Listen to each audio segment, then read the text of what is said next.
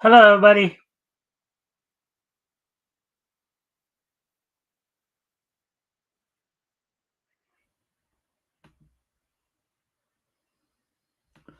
All right, welcome to the Mikestand. We're just waiting on Apex before we get started. Of course, a friendly reminder if you guys haven't already, if you guys can help out by liking and sharing the stream, see if we can get some more friendly people in here to engage.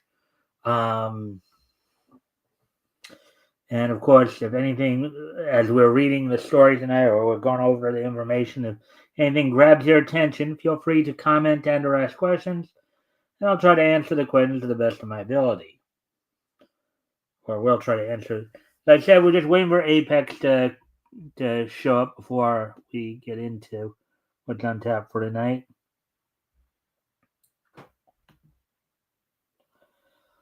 La la la la la la la la la la la. La la la la la la la la la la la. La la la la la la la la la la la. La la la la la la la la la la la.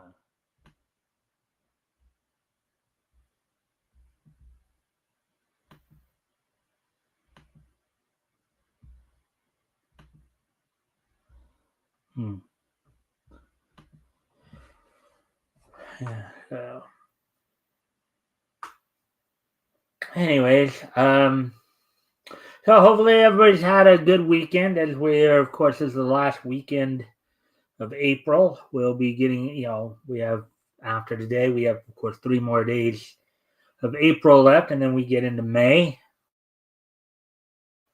April here in California. Yesterday we had some April showers, so had to wonder if it will indeed bring May flowers, as it were.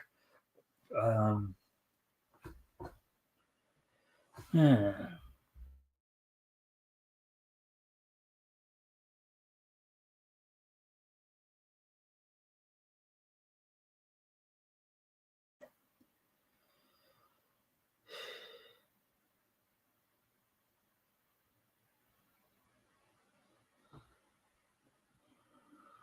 I'm not liking what I'm seeing here with the signal.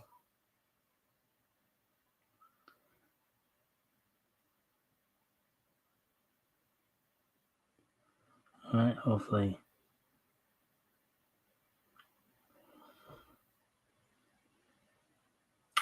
that was just a temporary issue.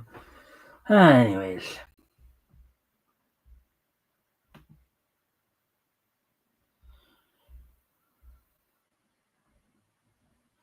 As I said, we're just waiting on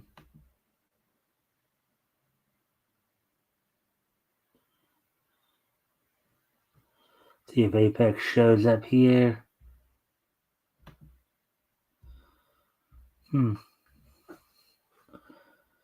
Anyways, well, I see somebody else is in the chat. So, as I said, we're just waiting for my co-host for the evening to see if he shows up.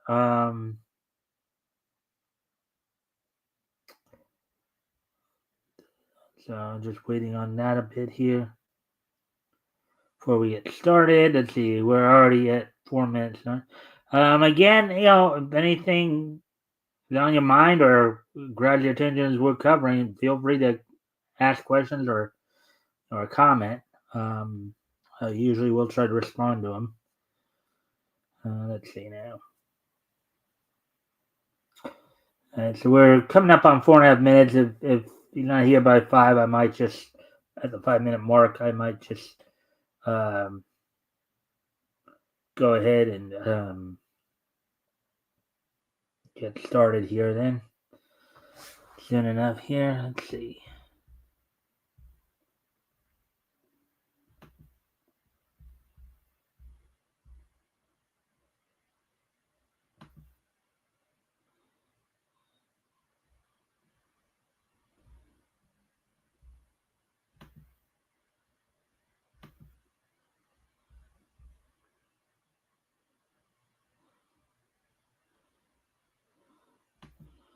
Anyways, let's see. All right, well, we're past the 5-minute mark, so I guess I'll just run this on my own then. All right, so tonight we're going to be continuing our look down comics history lane. And for those of you, I was aware that Apex might not be able to make it tonight because, just in case you're wondering why, apparently somebody hacked his Facebook and now he's having trouble getting in and out of it. And that's, of course, where I send the messages to want to come in. So, so that's unfortunate. But as the saying goes, the show must go on. Hopefully we'll see him in chat, and then if we do, I can just bring him in at that point. But right now, anyways, let me at least go check one more thing here.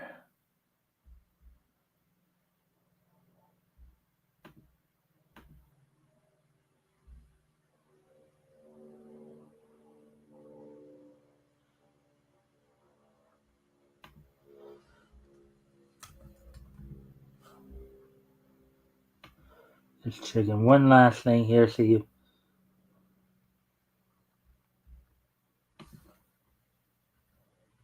Oh yeah, that included a little while ago. Okay, no, he's not there. I knew that he was on an earlier stream. All right, so anyways, so here's what's on tap for tonight. Of course, we're going to be going over comics that went on sale in May of 1940. This week we're going to be focusing on Fawcett Comics.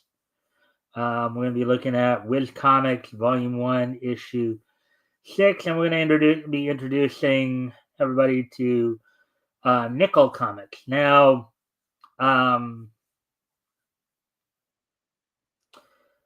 thing is that we're going to do something a little different tonight. We're going to actually, and I'll explain why when we talk a little bit more about Nickel Comics. And now Nickel Comics only ran for 8 issues altogether, but and I'll kind of get into that when I do the introduction. But we're gonna, first off, we're gonna look at Nickel Comics. We're gonna introduce you guys to Nickel Comics. We're gonna introduce you guys to Bullet Man, who started out in Nickel Comics, but then eventually transferred over to Master Comics. And then we'll get into our readings, which we'll be doing, of course, Ibis story from Wiz Comics number 6, as well as the first 3 Bullet Man stories from the first 3 issues of Nickel Comics. So, with all that being said, let's go ahead and get started on the material here. Let's first off take a look at let's talk a little bit about what Nickel Comics actually was.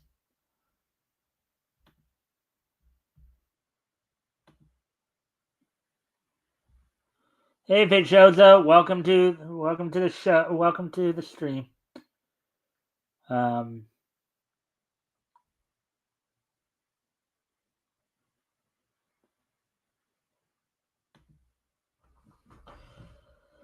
All right, so here we go with this. All right, so Nickel Comics, publication dates May 17, 1940 to August 23rd, 1940. 8 issues in total. The color, standard Golden Age US, paper stock, glossary, newsprint interior, all that. So the special note here, an attempt to undercut other comics who at the time were only 10 cents. The experiment failed mostly to distributors and newsstands refusing to carry a less profitable title. Now, mind you, what happened here is that the reason they were called Nickel Comics is they were a nickel, where everything else was 10 cents. All the other comics were 10 cents.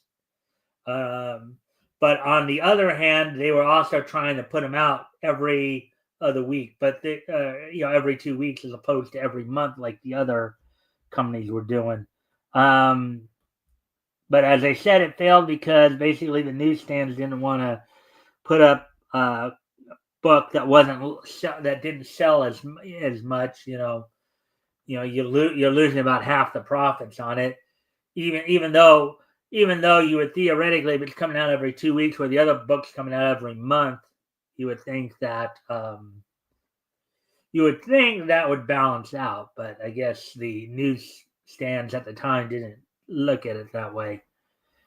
But anyways, so with that, let's now go take a look at go introduce you guys a little bit to Bullet Man.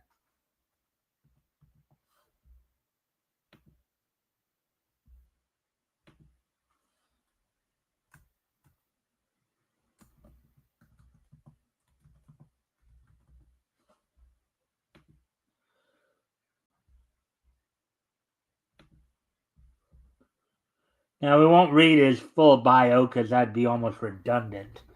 But we will just go over the brief stuff like we usually do about the powers, abilities, weaknesses, all that good stuff.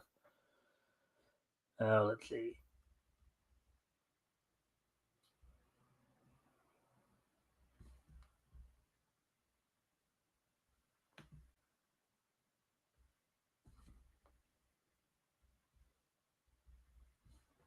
Now, of course, as they note here, so I'm getting this from the Hey Kids site, but DC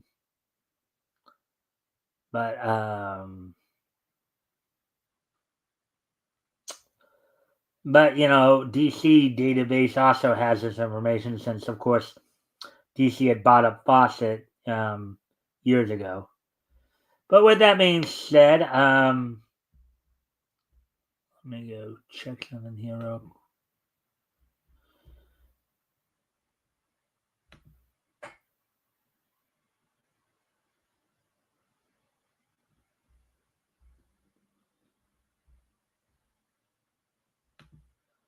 All right, so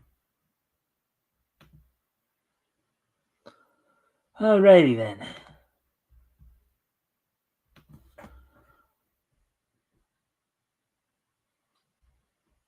So Bullet Man, of course. Let's see. James Barr of Earth S. He was Bullet Man. His powers all derived from his gravity regulator helmet. Of course, the gravity regulator helmet Bullet Man wore a cone-shaped anti-gravity helmet, which provided him with the following abilities: flight. Of course, he could fly and defy gravity and capable of directional flight at supersonic speed. Deflection. The helmet created an invisible electromagnetic field that prevented approaching obstacles from striking Bullet Man while in flight. Basically, the idea was he basically had a force field. Here are some notes. Of course, this version of James Barr, Earth S. Basically, this is typical. This is typical stuff that was put as part of the DC site. Basically, all of his pre-Crisis on Infinite Earth was retconned because of the. Let's see.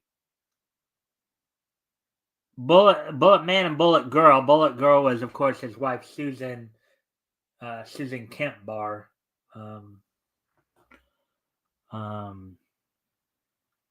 Were Fawcett Comics' second most popular characters after Captain Marvel and the Marvel family. They were leased by DC Comics along with the rest of Fawcett Comics stable of characters in 1972 and then acquired outright by DC in 1991. However, most of the Bullet Man stories lapsed into public domain prior to said acquisition, which would allow AC Comics to reprint the Golden Age adventures. So basically, in 1991, Bullet Man became a permanent, fixture as part of the DCU. However,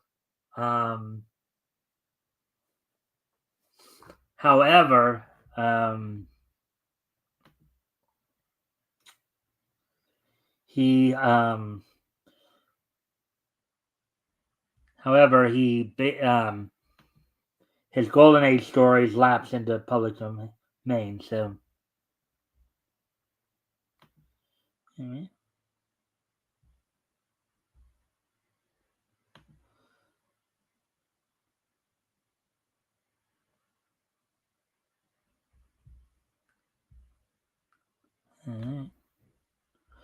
All right. So with that, let's now get ready to. Now that we've done all the intro stuff, let's go ahead and get into some readings here.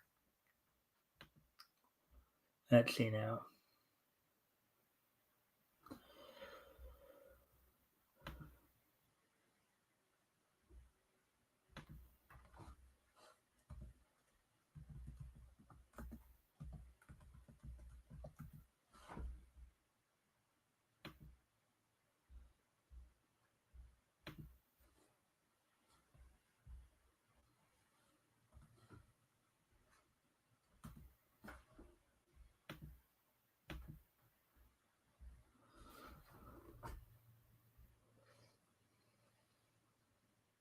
So the first story we're going to look at tonight is going to be the Ibis story from, which kind of a continue. We've been following this Ibis story because it's an introductory story, but it's kind of gone over the first few issues of Wiz Comics here.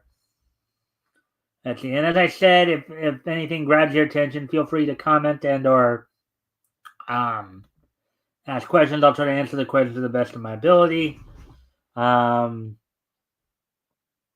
So with that, let's go ahead and get into the readings here.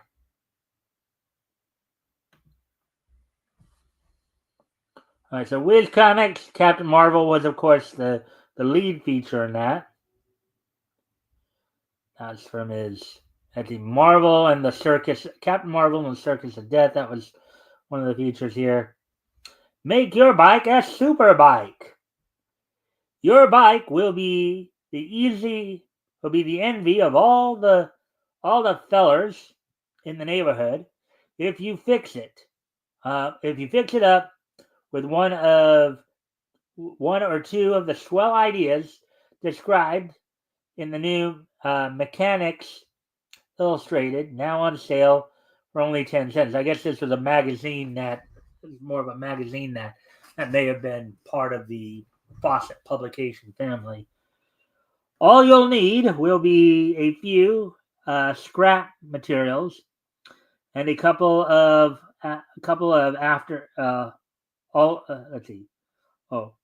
afternoons work after school. These accessories are all okay. So basically, they had so here's Mechanics Illustrated. Look for this. To be sure, you're getting the magazine with the bike article in it. As for the July issue of Mechanics Illustrated, it's on sale now, and it's only 10 cents.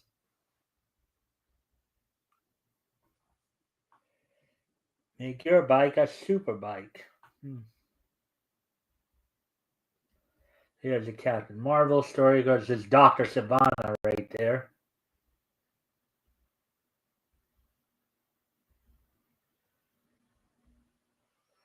We look at all this.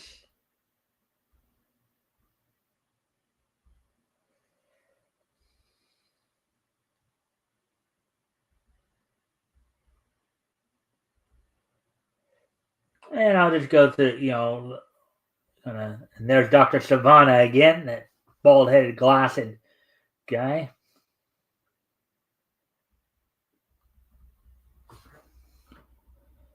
Let's see, and this is some of the characters you would have gotten in Master Comics at the time.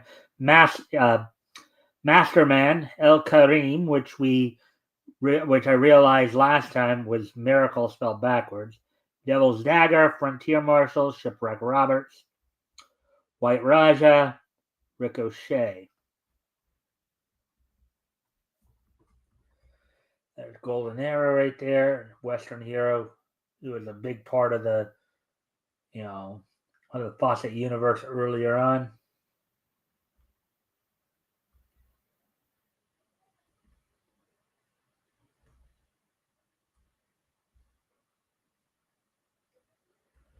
There's Lance O'Casey, another sailor type.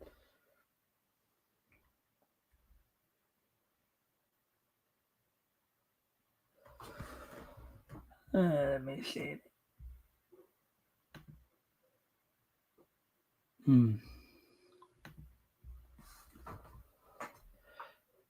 Yeah, look at all that. Some nice artwork there. With Magic.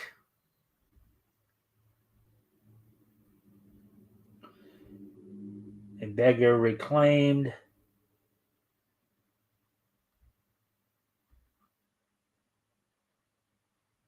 Spy Smasher. I believe he was taking on the mask in this. Yep.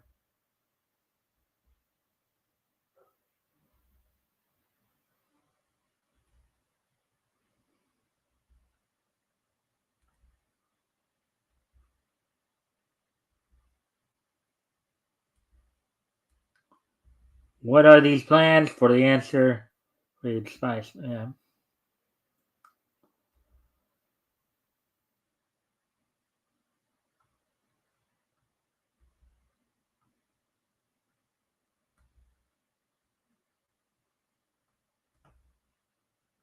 There's Scoop Smith.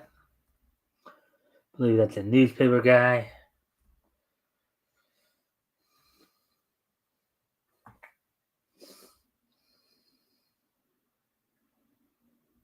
Here we go. Here's Ibis. Ibis the Invincible. Even says there, pronounced Ibis.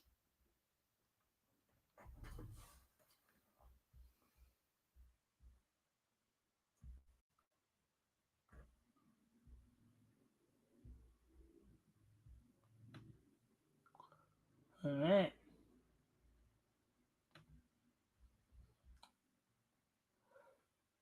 Source of the Egyptian prince.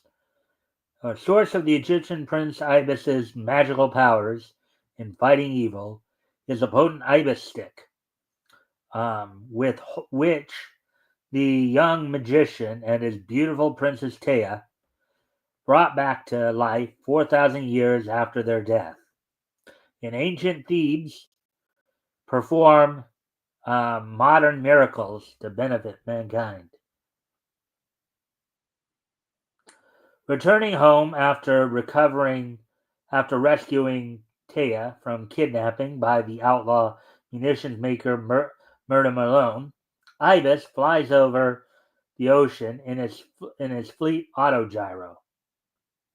Suddenly, the magic Ibis stick, source of all his power, falls from Ibis's grasp and plummets down toward the water.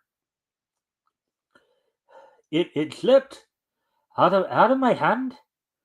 It's falling into the ocean. The miracle wand plunges downward and almost hits the skipper of a fishing smack, homeward bound with a light haul of mackerel. Look, it's going to land on deck of that fishing boat. What's this? Must have dropped out of that their airplane. Toy, eh? Guess them flying folks don't want it. Couldn't get it. Know how? I'll take it to me little nephew Willie. Inspecting the fishing boat's slender cargo, the skipper makes a wish. Ain't much of a hull. I sure wish them fish was twice as many. Unknown to him, the magical Iva stick takes the wish for a command. Magically, the hold suddenly overflows with tons of mackerel worth several $1,000 in the fish market. Holy mackerel! Skip, where'd all them fish come from? You're blowed if I know. There's something fishy going on hereabouts, but it sure suits me.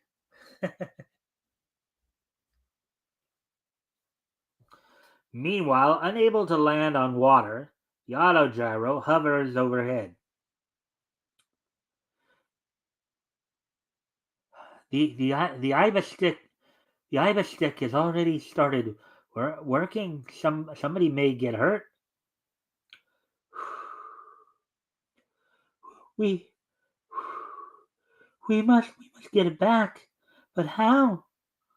Unless he can retrieve the Ibis stick, Ibis's magic power will be ended. We'll follow the boat to port and land as near the dock as as we can.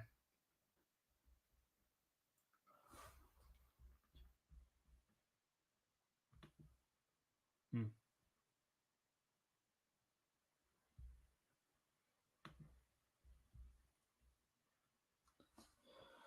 Hours later, the small fishing craft makes port in a seacoast village, headquarters of the mackerel fleet.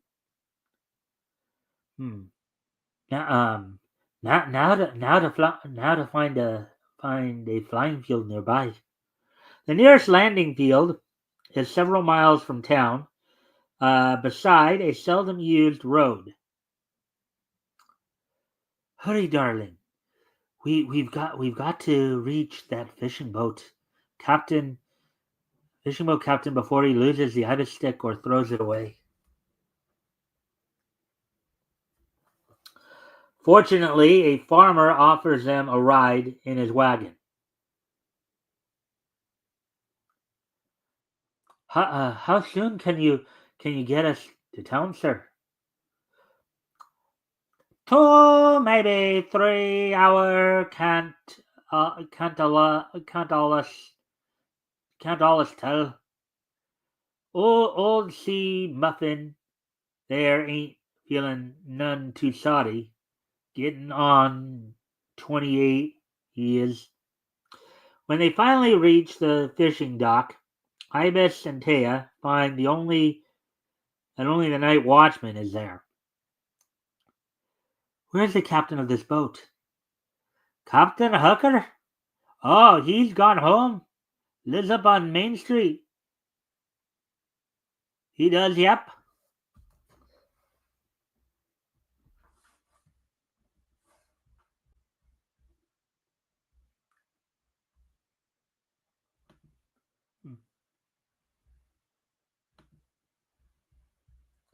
At that moment, in Captain Hooker's house on Main Street, the skipper gives his nephew the Ibis stick.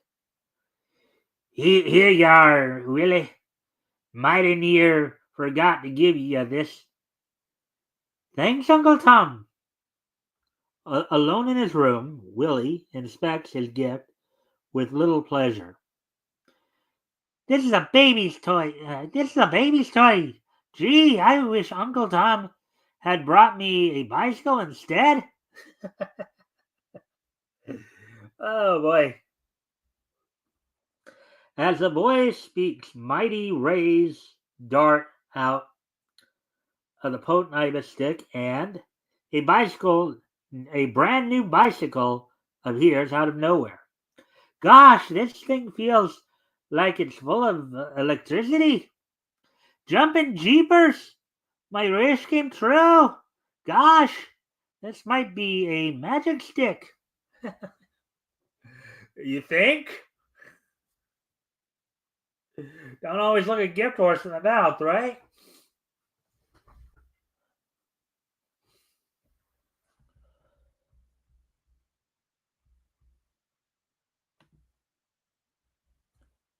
Hey, Rick. Where they? Um, I don't know. The thing is that so he messaged when I messaged him this morning. When I messaged him this morning on Facebook, he was telling me I guess somebody hacked into his Facebook yesterday, so he was having trouble getting into it. He was able to get into it to receive my initial message, and then I sent a message just before the show, of course, see who was coming. Told me that if he couldn't get in, he'd try to come into the chat and asked me to give him the LinkedIn, but I haven't seen him yet in here either. So I don't know what's going on. But as you know, sometimes I'll just go with the I'll just try to go with it as best I can here. Until of course he can get his situation handled with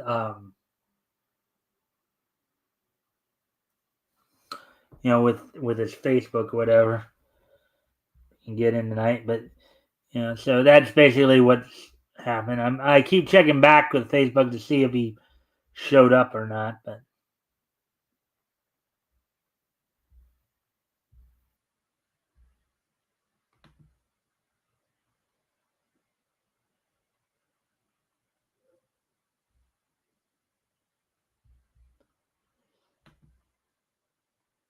is there now?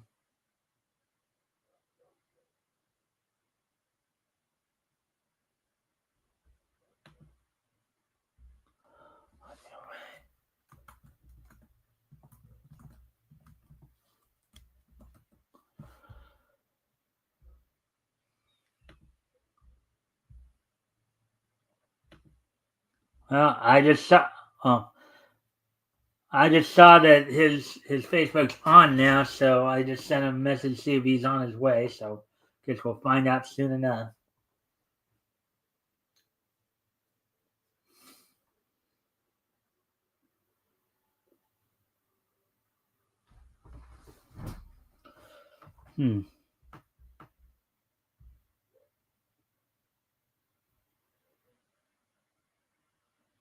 All right. So anyways, back to the article here.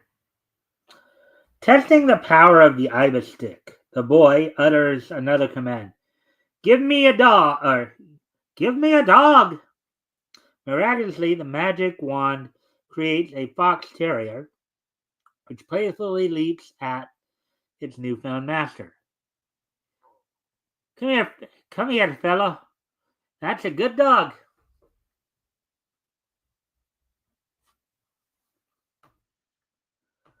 The dog snatches the Ibis stick out of the boy's hand and runs for the open doorway.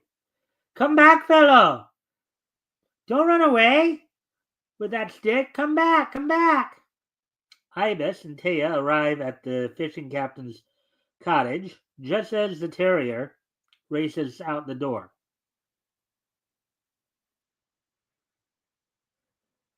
Sorry to disturb you, sir, but look,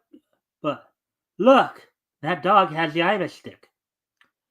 Where'd that mutt come from? Whoa, where'd that mutt come from? Stop him, Ibis! Stop him, Ibis!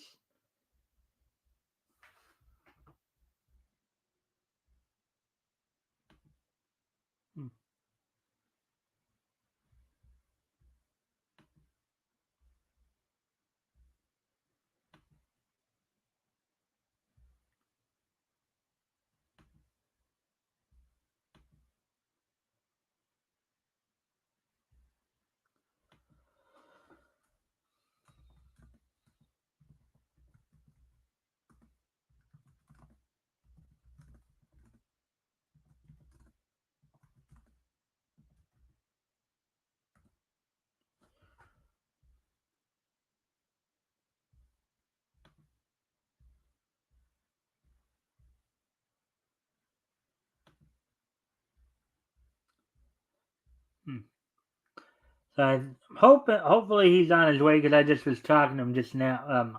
Apex should be here hopefully any moment. But anyways, on flying feet, On flying feet, the animal scampers off into the night. The little rascal is getting away from us. Oh, we've got to catch him, we must. Tiring of its playful pranks, the dog thinks of food. I'm hungry. Wish I had a nice juicy steak.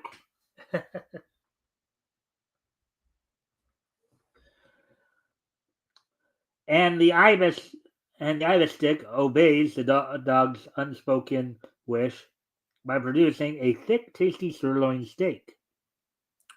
Near the railroad tracks, a tramp waiting for a freight train tries to take the terrier's meal from him. Hey, Pooch, give me that steak. I can use it better than you. Come here.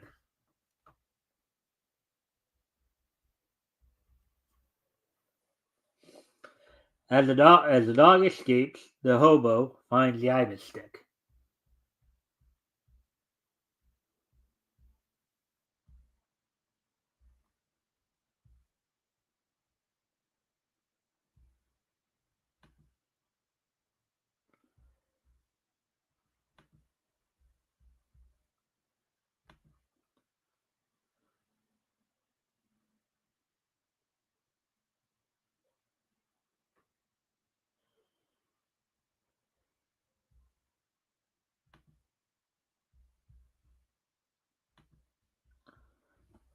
Geez, what's this? Some brat lost his plaything. I guess. I'll tie me pack on it.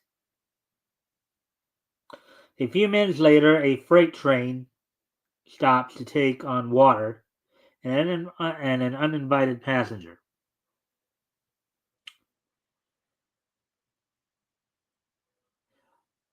Well, the millionaires limited is right on time. Porter, take me bag.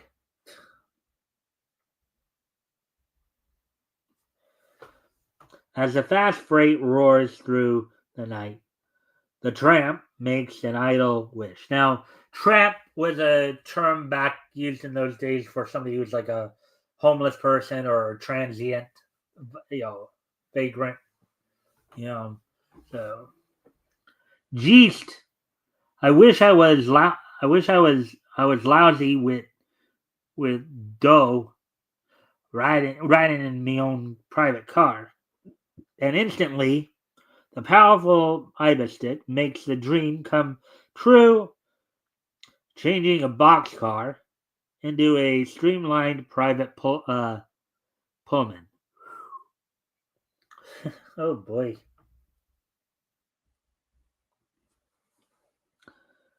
The hobo quickly realizes that the strange plaything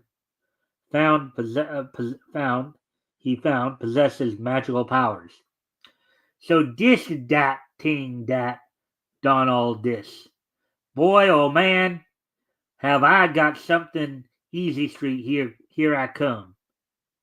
Meanwhile, at the fishing village, Ibis and Taya vainly search all night for the vanished magic wand. Oh, darling, the ibis stick is gone forever. We'll never find it. What shall we do? Don't, don't worry, beloved. I have a hunch we'll get it back somehow, somewhere.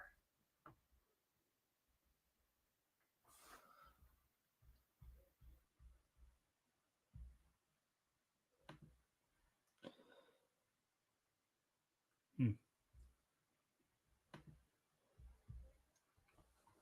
A week later, newspapers feature a sensational story.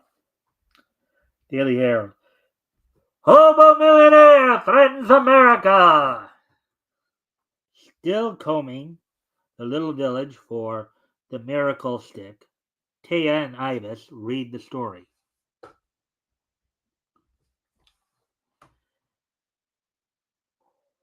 Listen to this.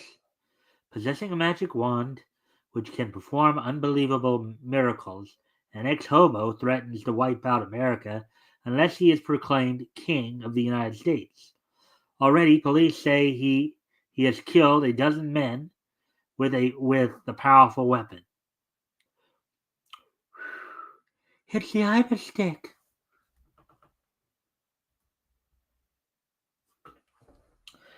Yes, and we've got to get it away from that fiend before it's too late. Protected by the all-powerful Ibis stick, the ex-hobo defies attempts to arrest him. Surrender, or we'll fire! Out of me way, sheep!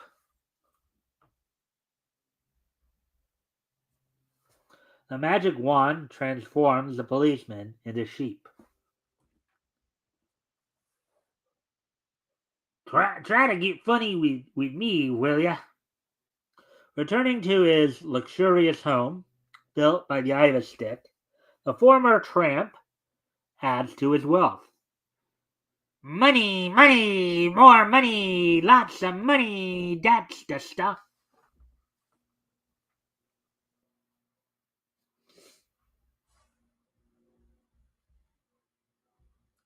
See what happens when you let greed get it? I'm here. Oh, okay. Hey, Apex. Oh, sorry. I was busy live streaming and stuff like that, and I had a little break to make pancakes, and I got your message. I went, uh-oh, I'm late. Yeah, That's all. I saw you on Shadowhawk's Yeah, stream earlier. yeah, Let me finish up the Ibis story here, and you can comment as I'm going along sure, here, and sure. then we'll take a quick break so I can give you a chance to do Right, do the stick of your intro and all that, and then right. what you can do is you can read with me the 3 Bullet Man stories we'll do tonight from Nickel Comics 1 through 3. Yeah, Um, yeah, just yeah. just to kind of recap what I've done thus far, so you know. So I did a couple of little intros first, talked a little bit about Nickel Comics, how it was an attempt by Fawcett to kind of undercut some of the other comic book companies. Yeah. It ran for only 8 issues, Mm. but the experiment failed because the newsstands wouldn't carry it because they were claiming less profitable book. Oh, right. Yeah. But the thing was, they were putting the books out like every other week, like every 2 weeks as opposed to a month. So I don't That's see I don't see how that would have affected it too much. If anything, would have been no. about the same. Right. But Bullet Man, and then of course I gave the introduction to Bullet Man and all that. Hmm. So Yeah. um, so anyways, I'm just reading Ibis here. We're just going to read Ibis and the Bullet Man stories. Slam, Bang, and Master, not the greatest of copies tonight.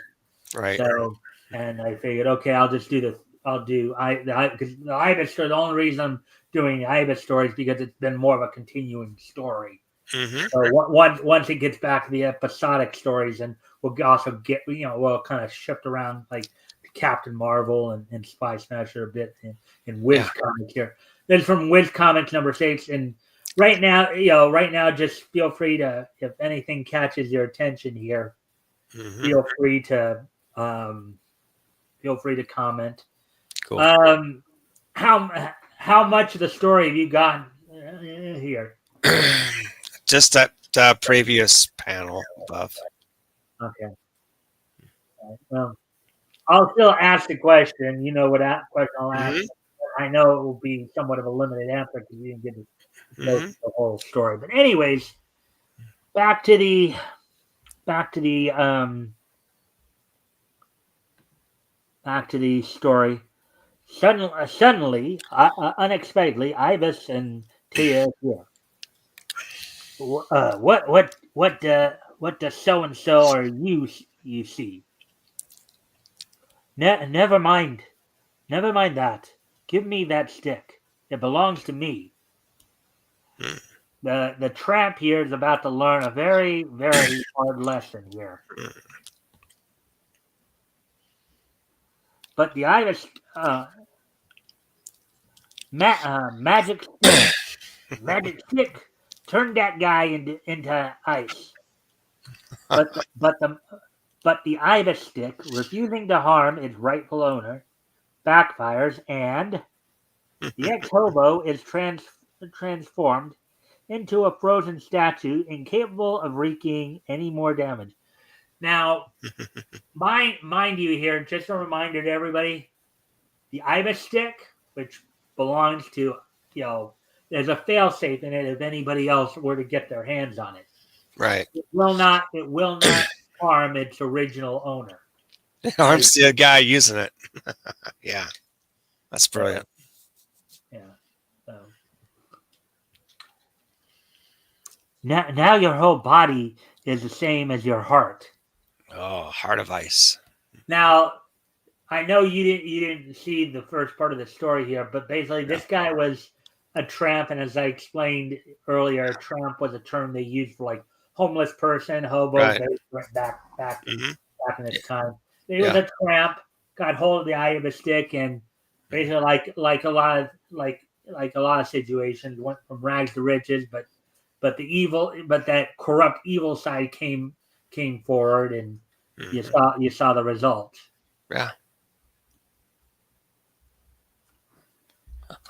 Look, he melted. Yeah.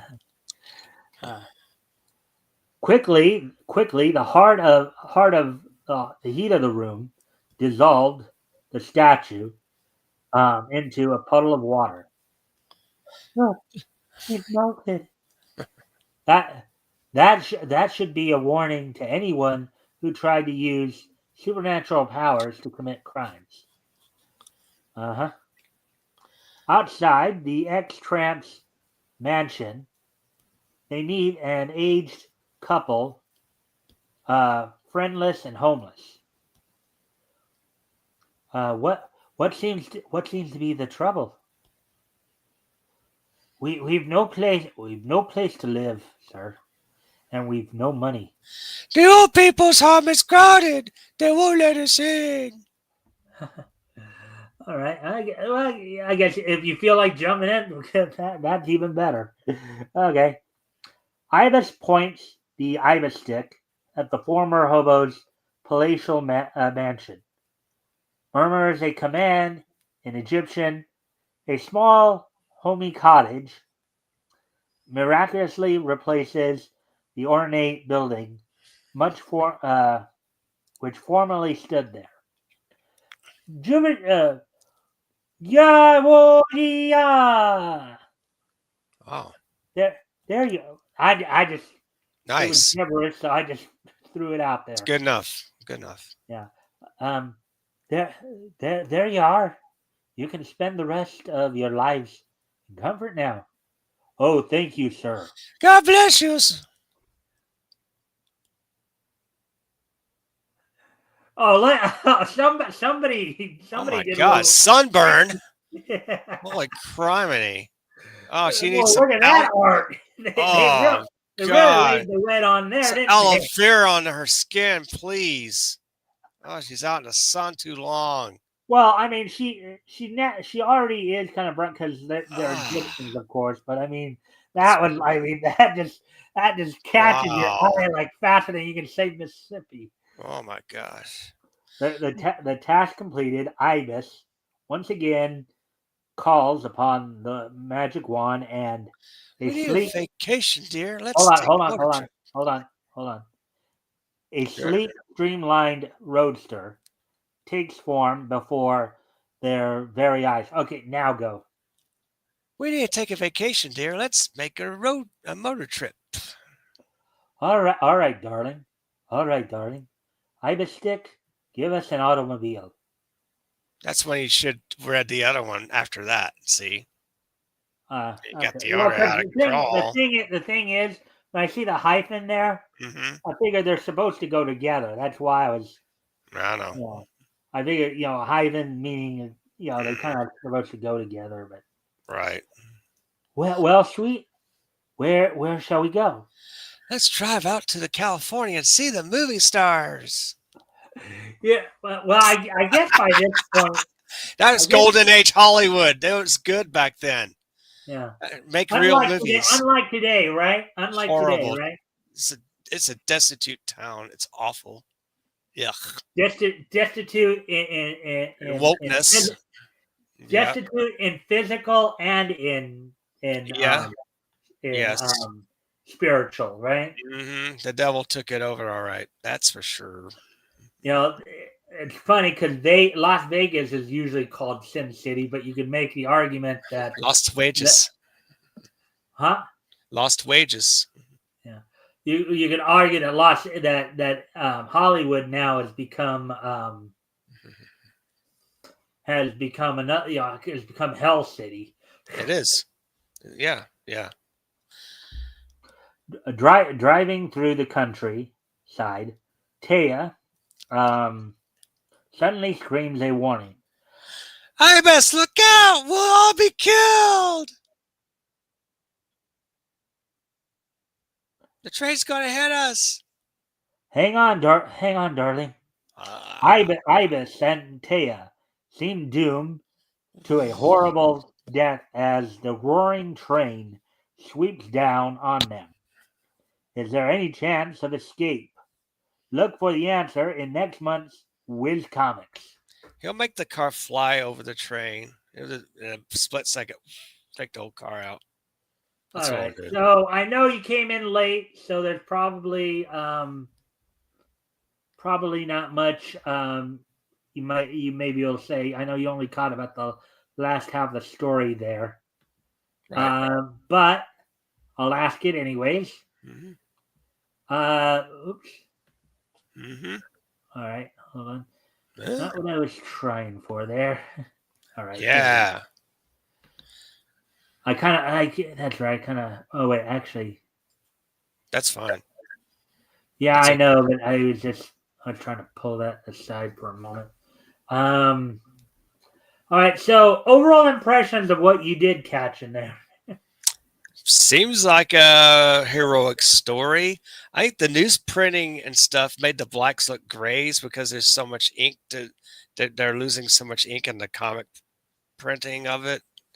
And it's really the bleeding colors, especially the girl turning red toward the end of the story. No, well, she got nuked by microwave sun or something, and she needed some aloe vera skin cream to help her get her out of that situation. So hope she's well now. So anyway, yeah, it's good. What I caught of it.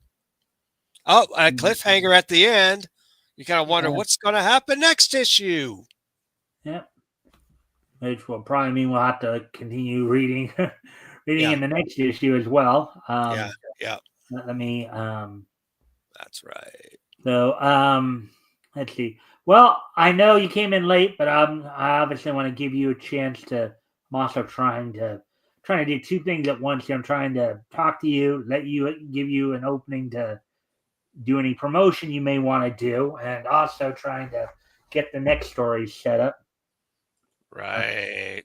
I'll have to find my link. Give me a moment. Oh, yes. Everyone, subscribe to my channel, Apex Comics, on YouTube. Very easy to spot. APEX COMIX, just like my commercial name that I use, and people call me Apex and stuff, and it's fun. Yes, and my campaign Fembat Volume 1 is on Fund My Comic. Free domestic shipping up until the end of the month. I may extend it. I don't know. I might not. So you get free domestic shipping. So hurry up and buy it before the free shipping goes away. That's the Dan Lawless Fembat variant cover, by the way. That's the one with the free domestic shipping. I got some really fun tiers. I'll go ahead and produce the link here. Give me a moment. I'll find that project here. There we go. And it takes a little bit of time. I hope everyone's doing well this mighty fine Sunday. Sunday evening. Mhm. And so, yes, let me put the link here. I'll tell you what, I will put the link in the private chat so Mike, you can grab it and put it in the chat. It's simple that way. Okay, here we go. Oh, so I take it you're not on. You Not haven't. there yet. I'm just getting, yeah, just give me a moment. There we go. And, oh, not that yet. There we go. The other one. Okay. Oh, I can't. How do you spell campaign again? Campaign. That's right. Thank you. All Uh, right. Little brain fart. That happens. well, yeah, I'm not even 50 yet, and even I've noticed that even with my good memory, I'm starting to have a Okay. few brain farts here and there from Yeah. time to time. I've been doing that several times. Sometimes it kind of escapes my head. But anyway, here's the link in the private chat. You could go ahead and put that in the chat if you'd like to, please. That'd be cool. I'll go ahead and share. Let me go share. Let me present. Presenting Fanbot Volume 1. There we go. Now I've shared it. Ta-da. Well, Dee-dee. well, if you can help out also by if you I don't know if you had a chance yet or not, but if you can also Go ahead and like and share my stream, see if we can yes. get some more friendly people in there. That'd be appreciated as well. Yeah. All right. You go and click my little thingy thing, and I'll have to go on YouTube to do that. Okay. Thank you. I got to find the show, and then I got to do that. The little simple steps. Ah, lots of Well, there's steps. the link for everybody if you guys want to go check that out. Amen. Just check it out, man. Got some good stuff happening. Got the free domestic shipping there on the Dan Loss cover until the end of the month. There's a wonderful tier. You back everything on one price, $125. You get all 4 covers of FinBet Volume 1, including the mini comic, the full color mini comic, Enforcer Inc. versus Devastator. 24 pages, all ages full color. You'll dig it. How can you refuse this titillating character of indie comics, Fanbat, with bulletproof tatas? Hey, you'll love her. You'll read her. You can't get enough of her. Buy it now. Thank you. All right. Anything more you'd like to say before we get back to the other material? That's perfect. Right there. All right. I don't even see your channel. What the heck is it? It should be in the Sunday programming. Live. Maybe I'll get on the live shows. It should be on live. It should be on live. Where is the mic stand? People want to know, where is he? How can I get on his show? I see the madness. I see some other stuff. Studio Shout. I don't know who they are. CNN News. You don't want to look at that. We want to look I'll at just the mic stand. just type in the title in all caps. That should get you. I should probably, yeah. The mic stand. That's right. Amen. Come on. Find it. I don't want shorts. I want the mic stand. Somebody give me the mic stand right now. Don't sell me mic stands. I want the show. Where do I find it? Did you spell it out correctly? Did you spell out all caps is it Mikestand? the mic stand? Yeah, it's the mic stand live stream. No, that's not it. This says the mic stand on it. Let me do it again properly. Let me do this just right. I'm hoping it will find out for me. There we go. The search for your show. Oh, it's from, I have the there's April 27th. Bam. And There we go. Listening to myself is weird. Here we go. Where is the share button? I must find the share. Here's the share. Let's share it out, ladies and gentlemen. Let's go to X. Like people on Planet X might want to know where the mic stand is. Let's share. Amen. I say it's a great show. Yada da. Or can it be? It's right here. Check it out. Yes. Golden Age. Oh, it looks like a ransom letter. I don't want it to look like that. Oh, here we go. Golden Age. Comics, retrospect, and more. Yeah. Get some people in here. You don't see some boring drama. You want to go to the mic stand. And look at take a trip back in comics history, taking a trip down comics history lane.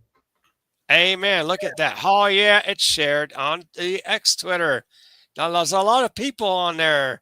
They may click and go, this looks like fun. Let's watch it now. There we go. All right. I've done my job. All right. Were you gonna keep your thing in the share here, or were you gonna take I'm gonna take it out. All right. So did you want to be the narrator, or did you want to be Bullet Man? I'll be Bullet Man. All right, and I'll be the narrator for all three of these, and then I'm sure you don't mind doing I think you do a better woman's voice than I do. Yeah, even though I have no tits, I'm good. Yeah, I'm good to go. Yeah. All right. So, anyways, let's get into this. So, Nickel Comics, just a reminder to everybody, Nickel Comics is an attempt by Fawcett Comics to kind of try to undercut some of the other comics that were on. They put out a book every other week and charge only 5 cents, a nickel, whereas everybody else is going on a monthly basis. 10 cents. For 10 cents. So, number one, May 17th. New issue every other Friday. Wow. Here comes Bullet Man. Hear my bullet. And nice. Introducing Nickel Comic, world's biggest thrill value, published twice a month. Next issue on sale Friday, May 17th. Watch for Nickel Comics number 2. Nice. Cool. Yes. Bullet Man. Introducing Bullet Man, scientific marvel of the age, whose super powerful brain and perfectly trained body enabled him to overcome all physical obstacles in waging his tireless battle against the forces of evil.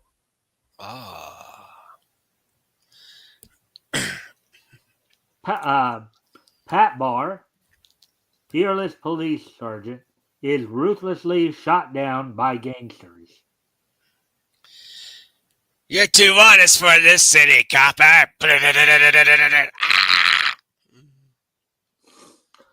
Leaving his son an orphan.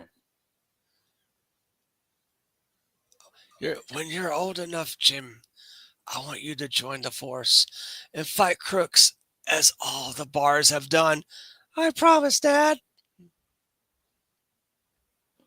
In school, Jim Barr waits impatiently for the day he can don a uniform. Even though I'm not old enough to join the force, I could study scientific criminology anyway. And his hours of study bring results. Student detective solves crime, identifies markings on bullet. Amateur sleuth finds clue. Ooh.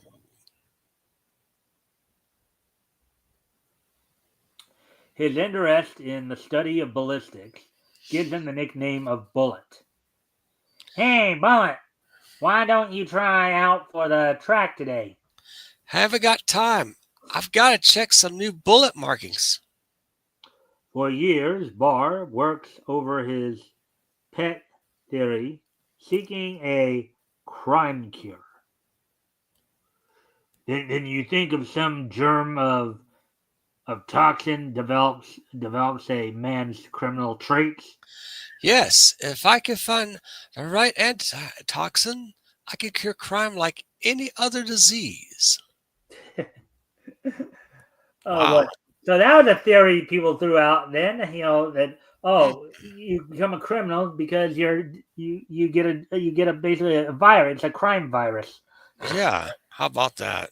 That's kind of interesting. Yeah. Hmm. Uh, now, what I'm going to do instead of stopping for each individual story, Hmm. when I ask you the question at the end, Right. This is, I'm just yeah. going to wait for the Skip whole. it. Skip it. Yeah, Good idea. Good I'll idea. just wait till the end to Hmm. to ask because they're all the same story. So it's Yes, like, they are. Basically, yeah. Yeah. yeah. Yeah. At last, Jim Barr is old enough to fulfill the promise he made to his father. Now for the examination, and then I'll be on the force. I But fail. Oh, go ahead. but years but years spent in the college laboratory have taken their toll. Jim is rejected. I failed. Too short, too skinny, bad marks, and bad marksmanship. This would have broken Dad's heart if he'd lived. Hmm.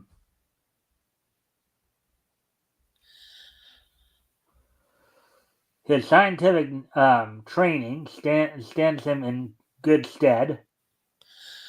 Yes, we need trained men in the police research laboratory, but you'll have to take a civil service examination. That ought to be a cinch. And 2 weeks later, Jim is working with the police as a civilian laboratory criminologist. We'll throw. Oh, wait, oh. Uh, the fingerprints check, Sergeant. Rod Lonigan is the bandit, all right. We'll throw out a dragnet for him right away. The officers, led by Kent, Kid Bullet, Barr, unmercifully.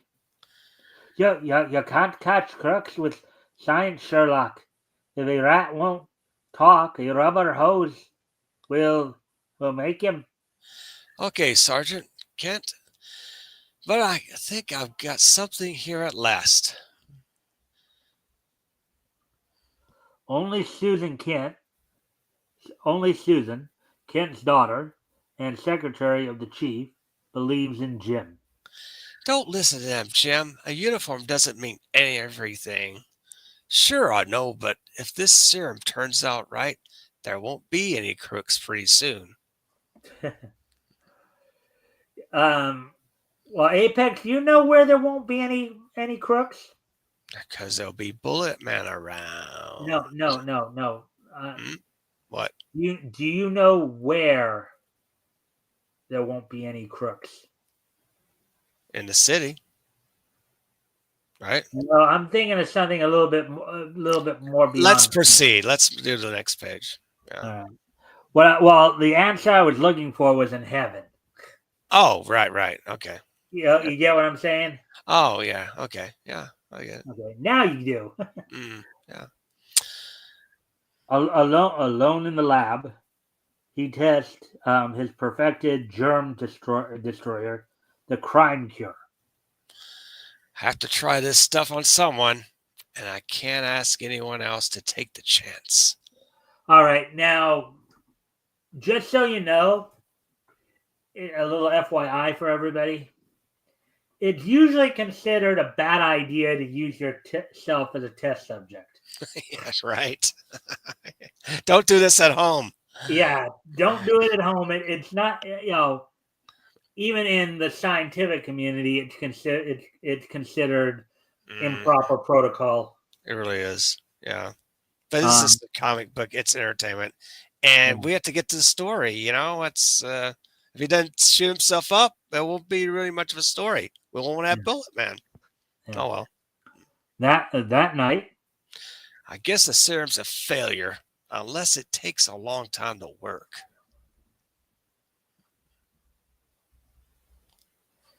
The next morning, I'm hungry enough to eat a horse. Say, what's that? My pajamas are splitting.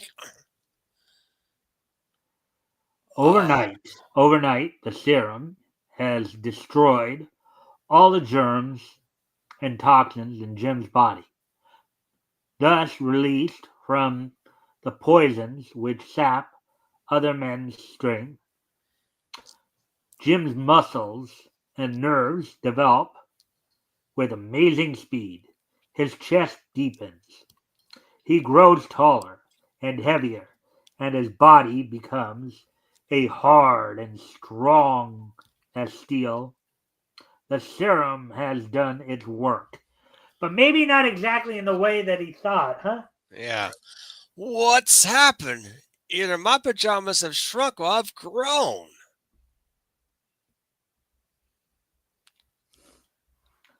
Transforming him into the most powerful man on earth. The bed's no heavier than a feather. Amazed, Jim tests his new strength. I've always wanted a window in that wall. Yeah, I'm sure his landlord isn't going to be too thrilled at that. No. Not wishing to arouse comment, he buys a complete outfit overs- of oversized clothes. Hmm. This is the largest size we have. Nothing else will fit you. I'll take it. Got any laboratory smocks? Disguised by larger garments, Jim's transformation passes unnoticed at headquarters. Did your magic serum work, Bullet? It didn't turn out the way I expected, Sergeant. Only he knew. Hmm. He begins to realize the tremendous power of the serum, Magic serum is right, and I'm the only man in the world who knows about it. and imagines what might happen if the secret fell into the hands of criminals who would misuse the serum. Oh, yeah.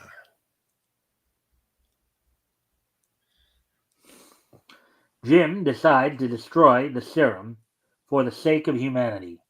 Oh, Jim, your experiment didn't fail, did it? Yes, Susan, I'm afraid it did. Barr learns the gangster killer has been trapped. There's just been a riot call.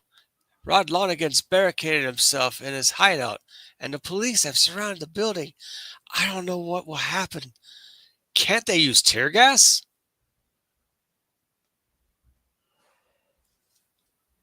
I forget on this one sometimes that you have to click to get it to turn the page, but holds the forces of law at bay. He's got a trunk of dynamite with him. It says he'll blow up the whole block before he surrenders the key building. Great Scott! The city hospital's right next door. They've got patients there who can't be moved. After Susan leaves, Jim glances at the paper. Police helpless against killer. Do we need a new Robin Hood? Yes. Inspiration strikes Jim Barr, who always wanted to follow in the footsteps of his gang-busting father. A new Robin Hood. That isn't a bad idea. Let's see. From the resources of headquarters, Jim salvages a costume that will strike fear to evildoers. That serum built up my brain as well as my body. Funny how easy it is to design this gravity regulator helmet.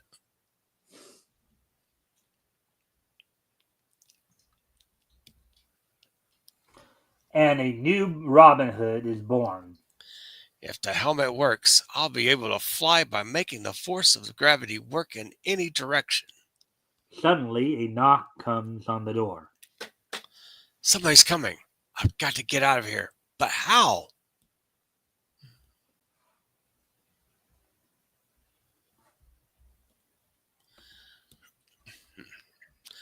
Jim takes a desperate chance to avoid detection.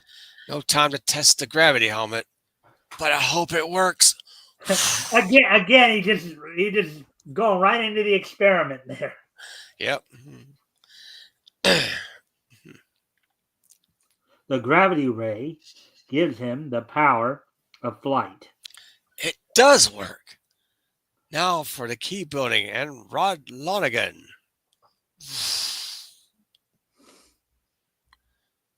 Great Scott! Look at that! Hold Oh, on. sorry. A reporter is among the crowd that see a flying man. Great Scott! Look at that! I'm seeing things. Why he shot up like a bullet? I've got to phone my paper. This is a scoop. If the city editor will believe me. Jim reaches his destination. So that's Rod Lonigan's hideout. Like a rocket, he bridges the gap between the two buildings. First, I've got to get into Lonigan's apartment. Lacking firm support, Jim cannot exert his giant strength to blast open the metal barricades. Steel shutters. I can't get in this way.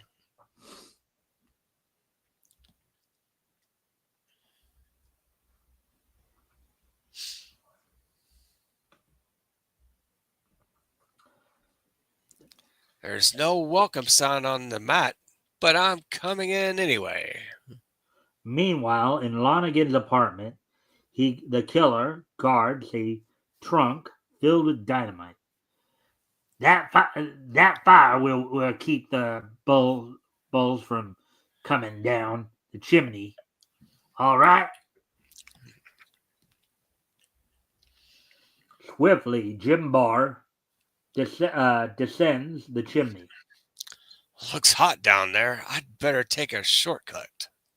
and bursts through the wall above the fireplace in Lonigan's apartment. Hey, what? Sorry, but the door was locked. As Jim yanks the machine gun from the startled thug's hand, Lonigan ignites a fuse on the huge trunk. You won't need this. You'll die with me and half the city, I hope. Not even Jim Barr's strength can rip open the cables that bind the trunk in time to prevent the explosion. And he knows it. In 30 seconds, it'll explode. Say your prayers, curse you. You crazy fool!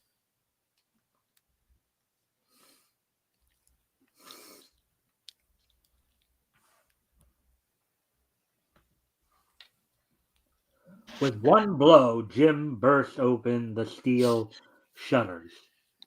30 seconds is time enough, rat. And uses his mighty strength to hurl the death trunk a mile into the air. 4. Boom! Where it explodes. Where it explodes harmlessly. Yeah. Holding his captive, Jim climbs away from the window. Let me go! Help! If I let you go now, you need help. No kidding. And leaves Lonigan helpless, dangling from a lofty flagpole. Help! I'll fall! You'll be safe till the police unhook you. A week later, the newspapers are still running headlines on the flying man of mystery, whom they have named Bullet Man. I've already told you I can't help you locate Bullet Man without his fingerprints. He didn't leave any, you know that, but we haven't time for him now. Did you know that there have been a dozen policemen kidnapped in the last few months? Vanished without trace. We've got to find them.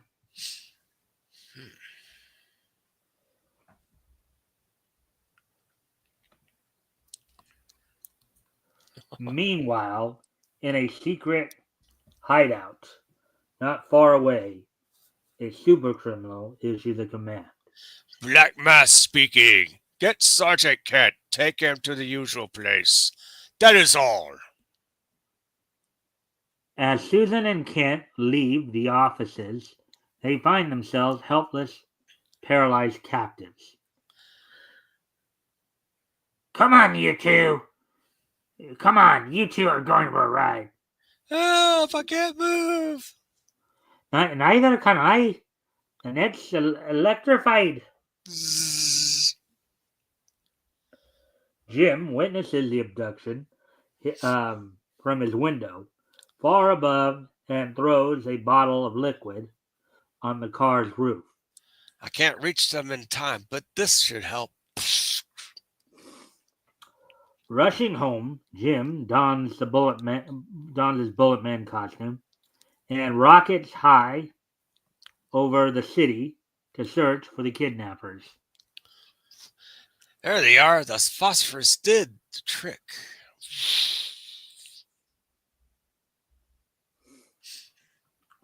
The hideout of the thugs, a lunatic asylum run by Ken Thorndyke, crooked superintendent, and tool of the Black Mask. With the speed of light, Bullet Man pursues. That didn't take long. Now to find Susan and Sergeant Kent.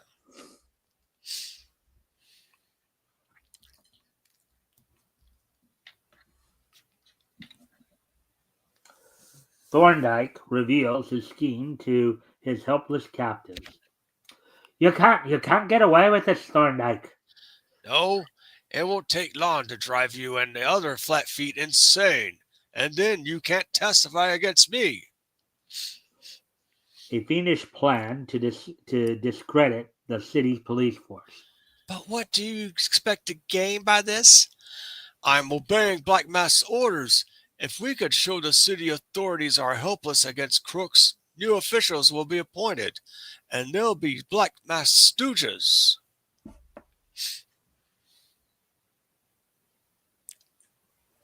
I'll be right back, Apex. Right. If you can Right. entertain everybody. Right. I've got to go check something because I'm hearing some noises outside my room here. So All right, go for it. be Go right for it. back. Right. Hey!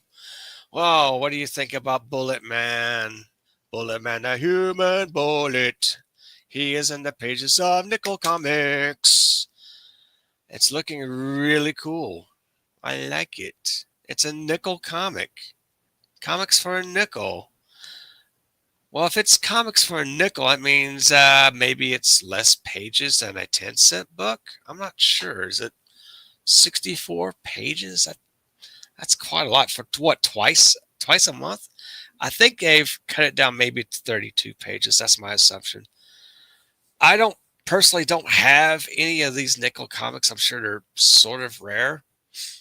But if I were to get one, there's only 8 issues available. You'd actually have to search the freaking web to find one. Or you may find a local comic shop anywhere in the United States or elsewhere to find a copy of this. I'm sure they will go for quite a good amount of money, like thousands of dollars. I'm not sure. Depends on condition. You may can find one for, I don't know, depends, maybe $500. I don't know. I have to look it up. But what a predicament. What a revolting predicament. But a very fine tale of intrigue and a nickel comic book. Let's see if anybody in the chat. Yep, Finbat Volume 1. Yep, on Fund My Comic. I can't really get the link right now. But yes. Oh, I should probably play my trailer if I get that ready too. We'll try to a separate thing for the video. Get that ready. There you go. Rock on. Oh, I don't want to play it yet. Come on. Right there. Pause it. And it noises out his door. Sure he lives with other roommates. They're probably getting in somewhere. Nobody kidnapped you, right, Mike? Still around? Anybody offerings for Sunday dinner? No, I'm going to make some pancakes and some ham with that.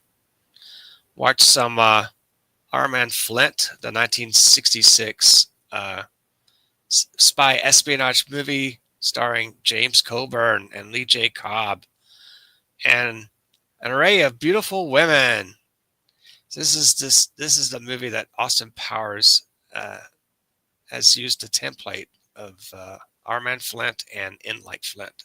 2 movies available somewhere on the interwebs. So yeah, and we're back.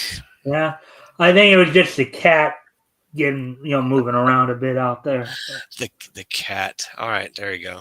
All right, after Stooges and the Phoenix plan to discredit the police force. There you go. Now we're back on track. All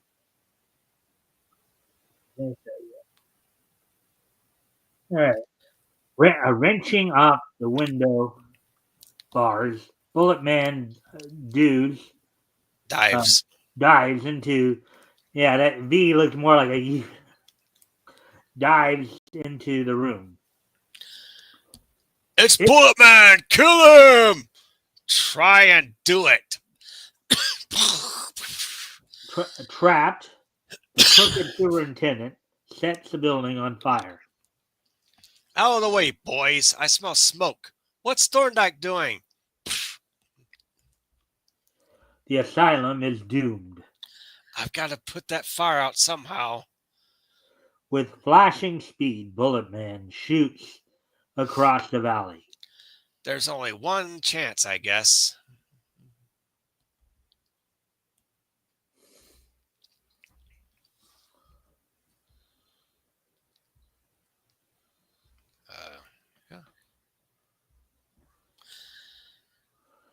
And with his giant strength rips the water tower from its foundation.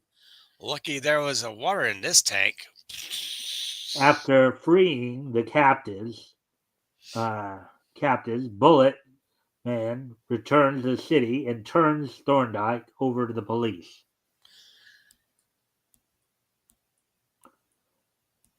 Wait a minute. Who are you? Don't go. Sorry, I've got to leave this rat at the city jail. The next day, newspapers run flaming headlines. Hood Bullet Man, kidnapped police, rescued by mystery man. The trumpet officer offers $1,000 reward for photo of Bullet Man. Ooh. Jim mails a photo of himself in his Bullet Man costume to Stephen Doon, the trumpet's publisher. I'll tell them to send the $1,000 to the police pension fund. Really? I keep it.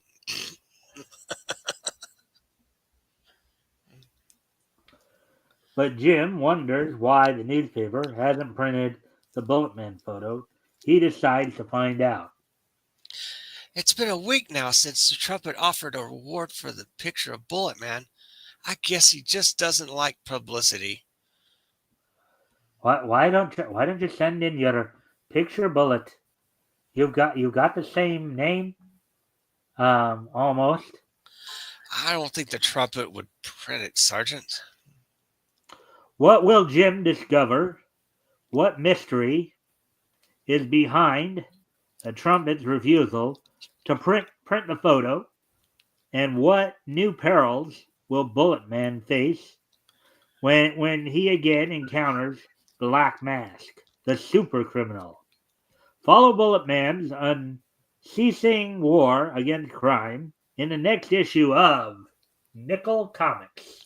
Hooray! Let's go to the next tale. Ooh. Yep. Let me just get this back to the first page first. Ooh. Nickel number 2.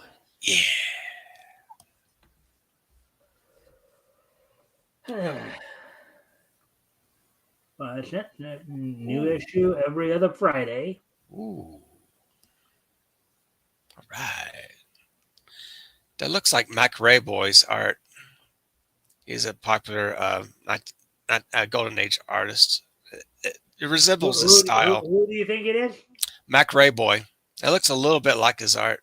He worked for Fawcett as well, so I think he did the covers. I think he drew them. Possible. Yeah. Make mine master, says Mickey. Naturally, champions admire other champions. That's why Mickey Rooney, America's top-ranking box office star, prefers Master Comics, world's biggest comics magazine. If you're looking for giant thrills, you'll find them on the giant pages of Master Comics, world's biggest comics magazine, on sale at all newsstands. Yes. So you had Mickey Rooney, who's a big comics fan, huh? Oh, hell yeah. That's great. All right, so here we go. On to the next one here. Jim Barr, whose physical weakness made him ineligible for the police force, of which so many Barrs were members, discovers a germ-destroying serum, which transforms him into a hard-muscled, steel-strong giant, his body freed from all poisons and toxins. Jim creates for himself the role of Bullet Man, relentless enemy of crime. While working as an obscure police laboratory scientist, ignoring the jibes of hard-boiled cops who nicknamed him Bullet, Jim keeps his dual identity a secret. But the newspapers are clamoring to know, who is Bullet Man? Ooh. Who is Bullet Man? The trumpet offers $1,000 reward for a photo of Robin Hood of crime.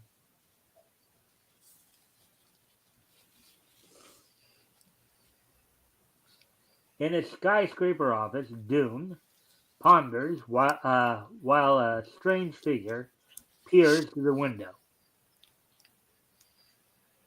You go ahead. You might want to do Dune. Okay. All right. Why should Bullet Man himself send me this picture? I wonder if this is a fake. But the letter says to send a reward to the police pension fund. Go ahead. Confronted with the mighty form of Bullet Man, Dune is still suspicious. Are you going to keep your bargain? I sent you my photo weeks ago, Dune. Bullet Man, but how do I know you're not a fake?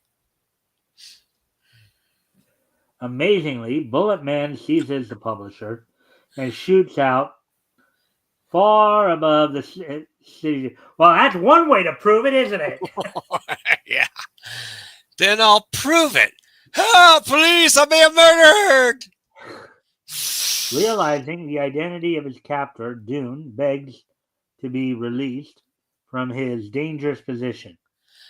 You're a Bullet Man, all right. Take me back safely and I'll make out the check right now.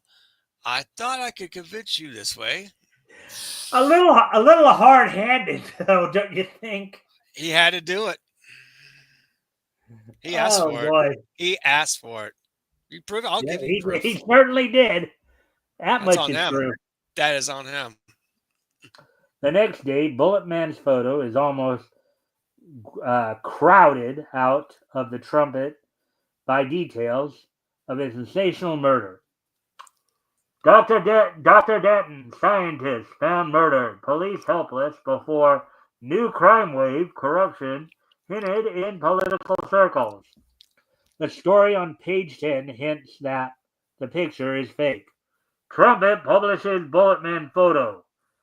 On the first page of this issue, the Trumpet publishes a photo allegedly of Bulletman, the Phantom, crime smasher.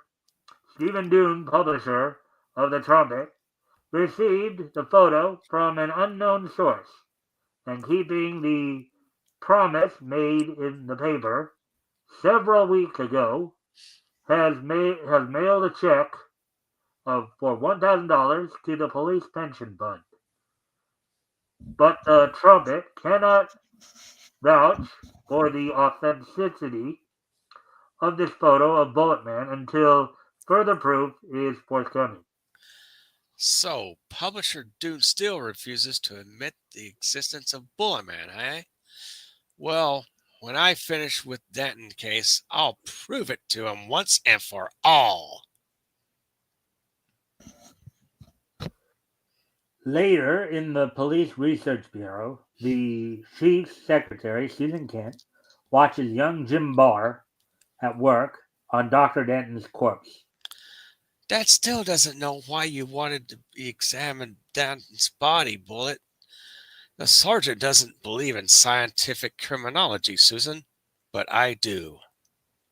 The powerful chemical reveals words on the skin of Denton's arm. See that? Safety deposit box, Fifth National Bank. Dr. Denton left his secret message in case he was murdered.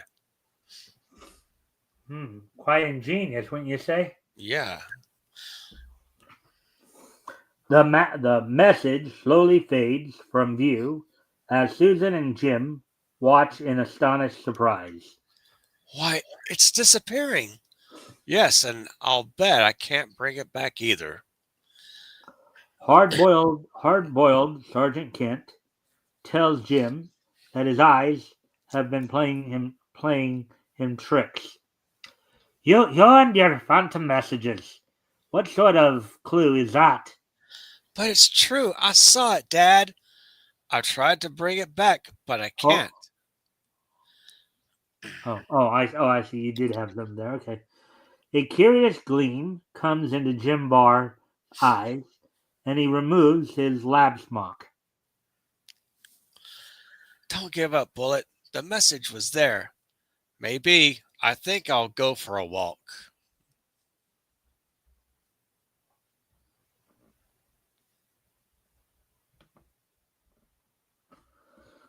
He follows the slight clue to the bank.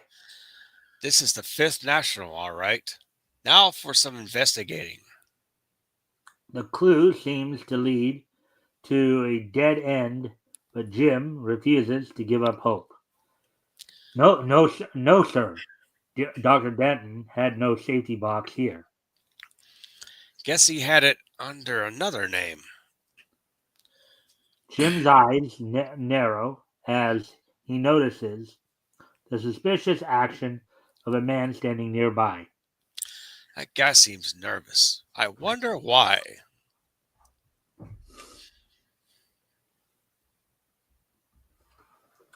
Watching his chance, Bullet slips unobserved into the safe deposit vault. He looks like he's expecting something to happen. I think I'll wait here. There are a few places where Jim can hide in the vault, but he can not remain here long undetected. Too much traffic here. I don't want to be noticed.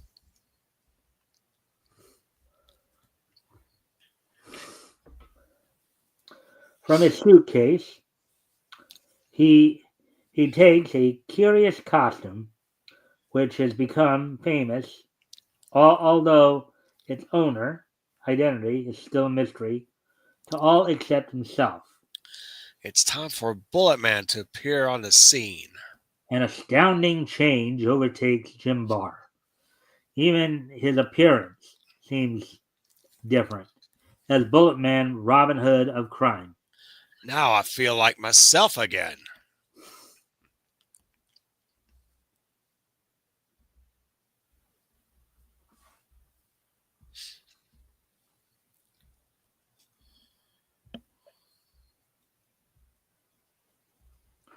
All right, oh, there it is.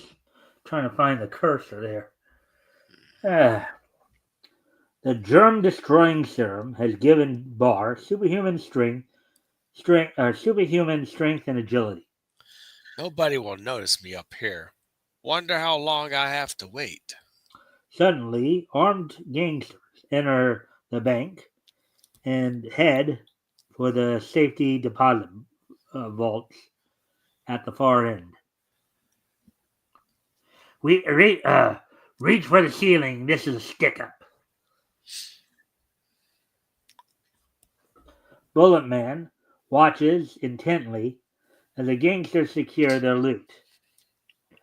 That's the one. Danton's formula is in there. Boss would be glad to get that freezing gas formula. Swiftly, the thugs prepare to escape with the deadly formula which the slain Dr. Denton kept in the bank under an assumed name. Don't anybody move unless you want to get plugged. Oh. Oh. Using his artificial gravity helmet, Bullet Man races through the bank after the escaping crooks. Just a minute, boys. Mockingly, Gangdum's phantom enemy stands in the gangster's path, grinning infuriatingly. Bullet Man, plug him quick. Oh, you're not leaving, I hope.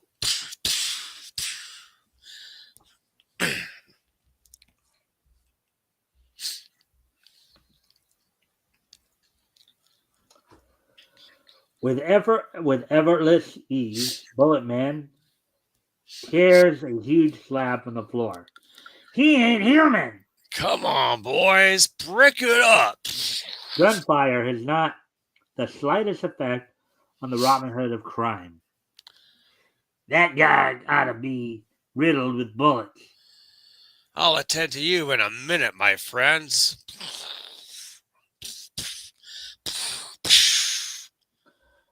After barring the door to prevent the crooks escape, Bullet Man slowly turns. And now, Finding their weapons useless, the gangsters flee to the vault, yelling vainly for help. Let me out of here! Help! Shoot him, somebody! boo! Bullet Man pauses as his attention is called to an escaping fugitive. Look, he's getting away! The crook speeds away, carrying Dr. Nan's mysterious formula. He's got the freezing gas formula. I've got to catch him.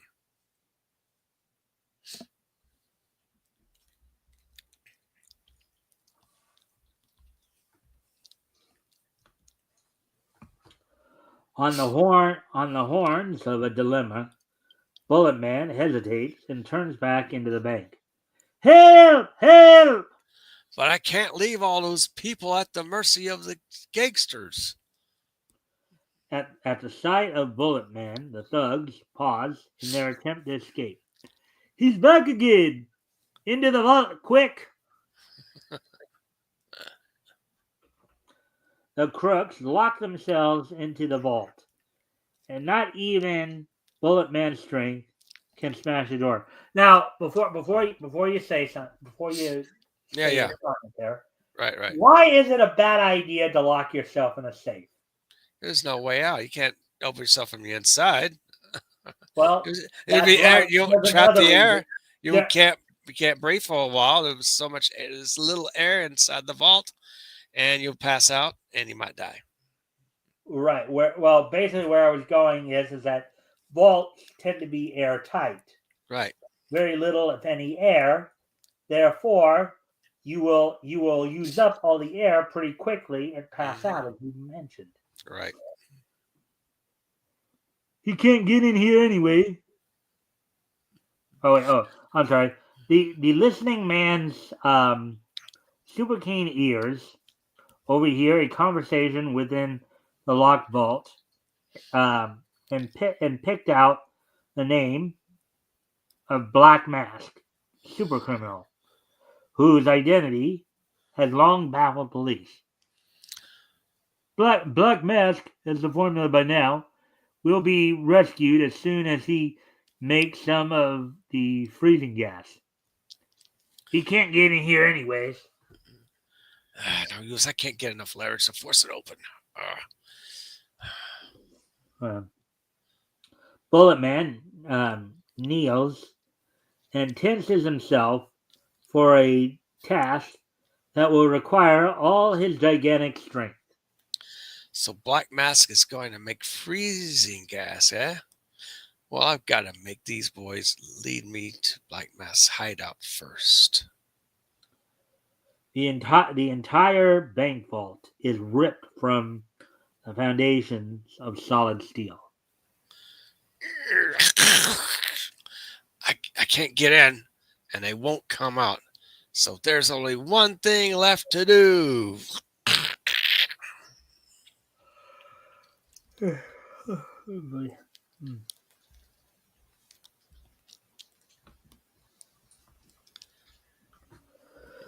Onlookers stare with amazed disbelief, and the strange figure leaps through the bank with its burden. So long, folks. We're off to see the wizard. The wonderful Wizard of Oz. You're Yeah. here. Mhm. Uh, Yeah. Yeah. since the vault will not pass through the door, Bullet Man makes his own door.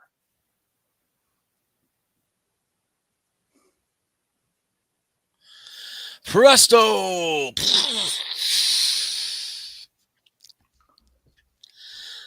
Speeding to a nearby river, Bullet Man hurls the vault into the deep pool. A little water shouldn't hurt you, gentlemen. Water gushes into the vault um, through the ventilators, and the terrified thugs force open the door. Hey, Hey! what is this? Open the door! We'll all be drowned!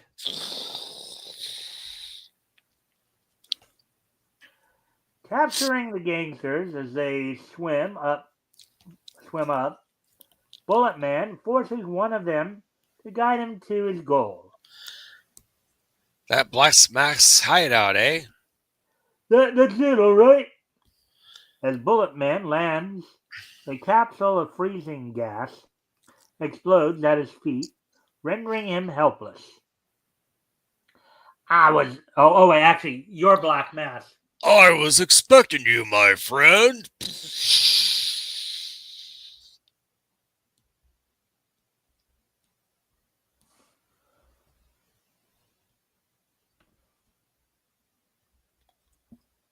Frozen motionless, he is carried into the house and bound securely. Hurry, tie him fast. He'll come out of the frozen sleep in a minute. Bullet Man is carried up into the attic where the gangsters prepare to murder him. I'm going back to the city now. Kill him before he wakes up. Recovering consciousness, Bullet Man tries in vain to break loose from his bonds. Bullet Man manages to turn on his gravity helmet and floats like a balloon to the roof. The air is much is better up here. Hey, he's getting away! Before the gangsters can free Bulletman, can fire, Bulletman increases the power control of the helmet. That's one trick that won't help you. Let him have it, boys. Just a minute. Straining mightily, he bursts his bonds and lifts the rope bodily from the building. Hey, help! What's going on?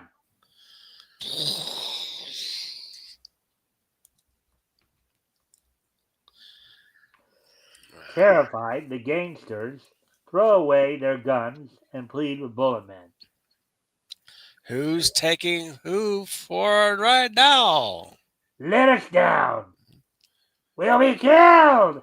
We'll surrender! Within the hour, the city jail gets an unexpected group of guests. Some customers for you, officer. Take them away. The next day, Jim Barr is back in the laboratory, trying to find a cure for the freezing gas. Why fiddle around with that stuff when there's work to be done? Oh, wait a minute. That's you. That's the sergeant. Yeah. Yeah. Why fiddle around with that stuff when there's work to be done? It's just an idea, Sergeant. Yeah, that tail there is a little misleading. Yeah. Yeah.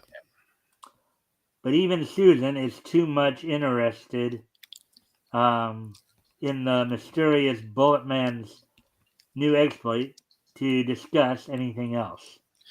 Why can't you tell us what you're working on, Bullet? Oh, it may not work. Can't tell yet. Jim's eyes twinkle as he pretends to scoff at the Robin Hood of crime. Go away, you bother me. I don't believe there is a Bullet Man anyway. But all right. Just the same, I bet you wish you could do something like that. After hard work, Jim at last has a tank full of the antidote to reward his his efforts. Yeah. I didn't tell if that was efforts or before. That's why I was pausing there. It looked like before. Right. This is the antidote for the frozen sleep gas, all right.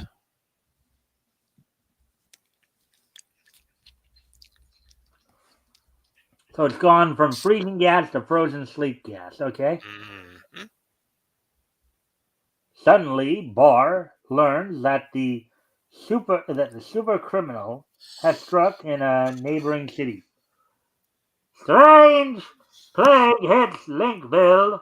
Entire population paralyzed by mysterious frozen sleep. Gangsters are looting the city. Emergency call. Black mask work. Within a few minutes, Bulletman is rocketing toward Linkville, carrying the antidote for the gas. I can't wait for the police. This is a rush job. Swiftly arriving at his destination, Bulletman ignores the huge bomber diving toward him.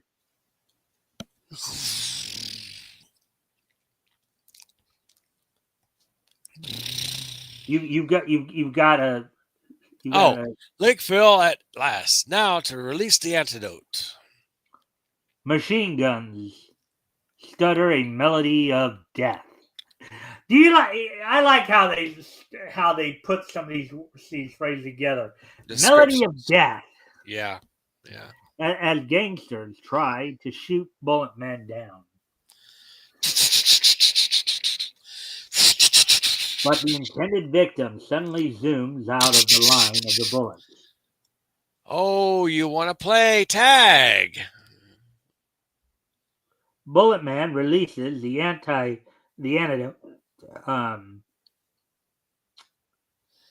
And gas from the tank, letting it drip down toward the city. I knew it was there. It took yeah. me a second because I needed a slightly burp there. I,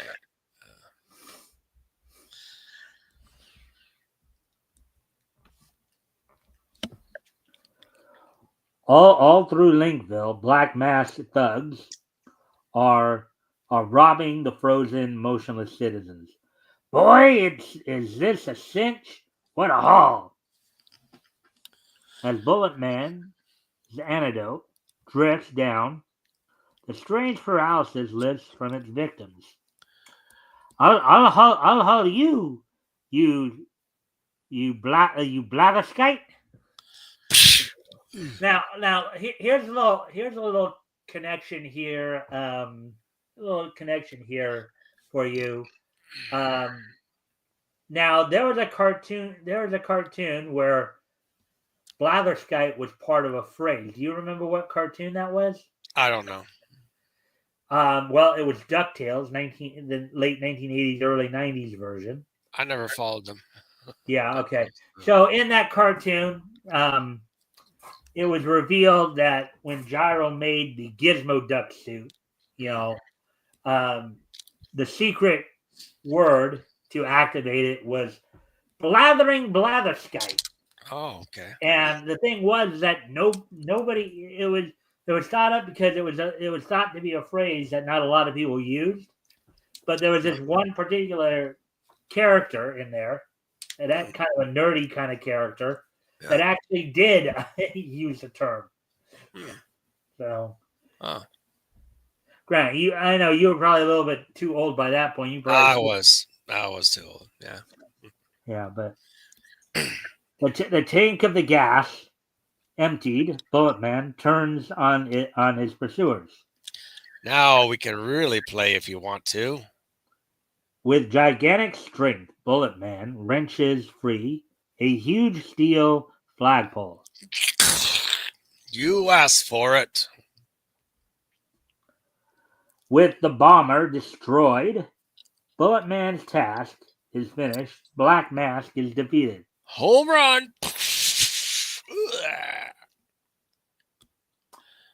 So you still don't believe there's a Bullet Man, Jim? Even after what he did in Linkville? I still think it's done with mirrors. Go away. I want to work. Jim Barr does not realize soon he will clash with the resourceful supercriminal Black Mask.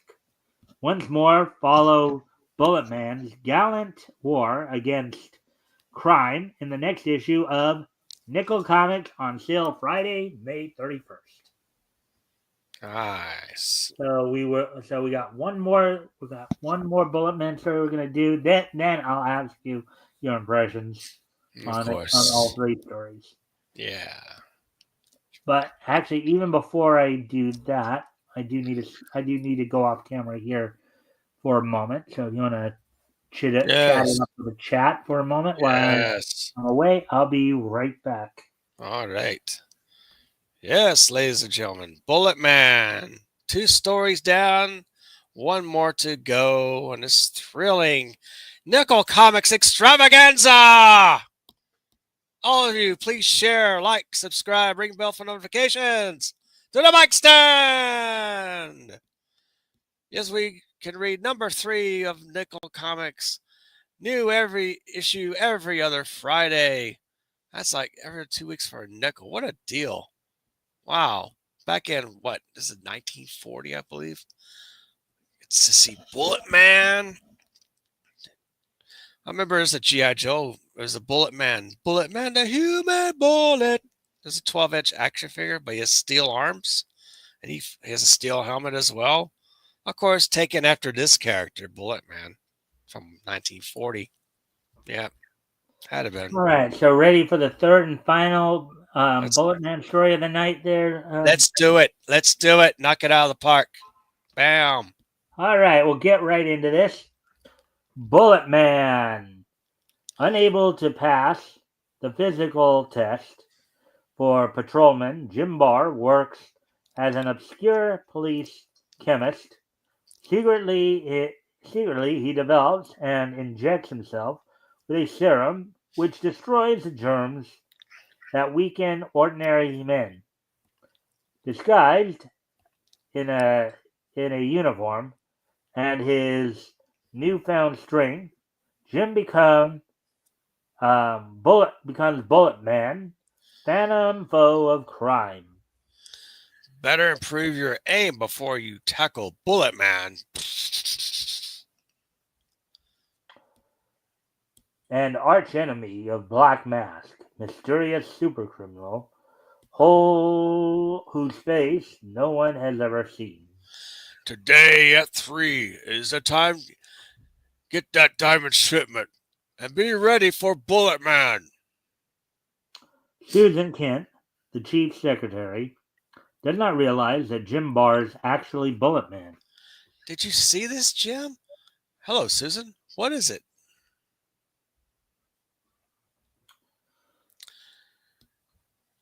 In that particular, oh wait, okay, I guess Jim realizes that this fortune is Jim's. Um, Well, interest. oh wait, oh yeah, I okay. Will interest the Black Mask, but he doesn't reveal his hunch to. I think you were supposed to read in I'll read that. that first. Okay. You see, Uh-huh. there's a bit of a space. Separation, right? A big shipment of diamonds just arrived at the Tower Jewelry Company. Eh? What about it? Jim realizes that Oh, no. I uh, see. yeah. Okay. Barr is Barr is forced to turn down Susan's invitation. Oh, okay. She Again, reads first.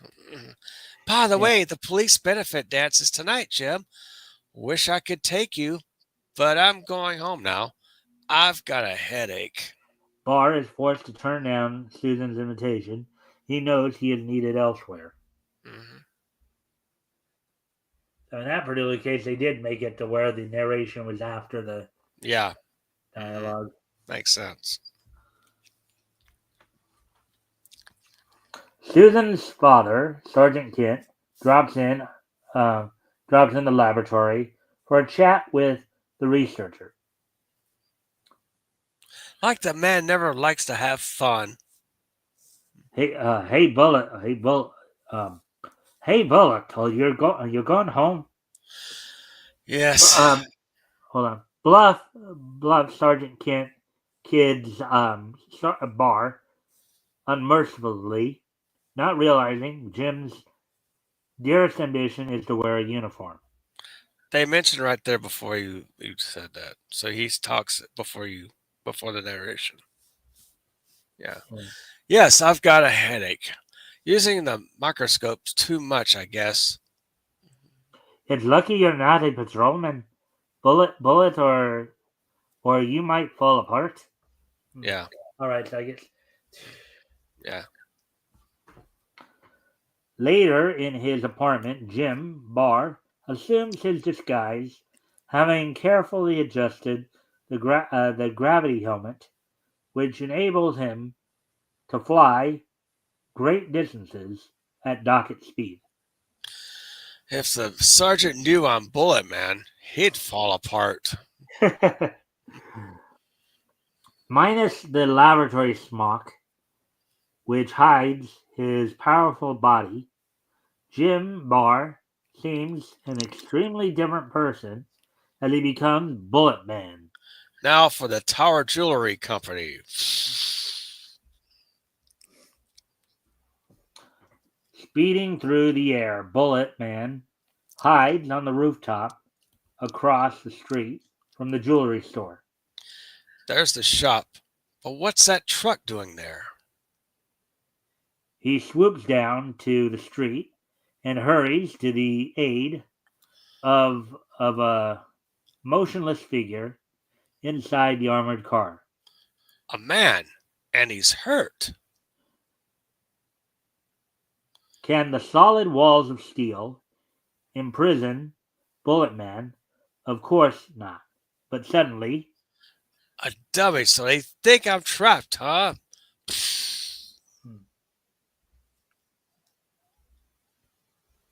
I guess they are doing now. The speech is ahead of the narration. Yeah, yeah. All right, go ahead. Gas! I've got to get out of here. Enough gas to kill 10 ordinary men is pumped into the truck, and the trap succeeds. Yeah, read that one. All right. Black Mask henchmen proceed with their plans to destroy their archenemy. We've got him. We've got him. He's passed out. Head for the river, quick. Yeah.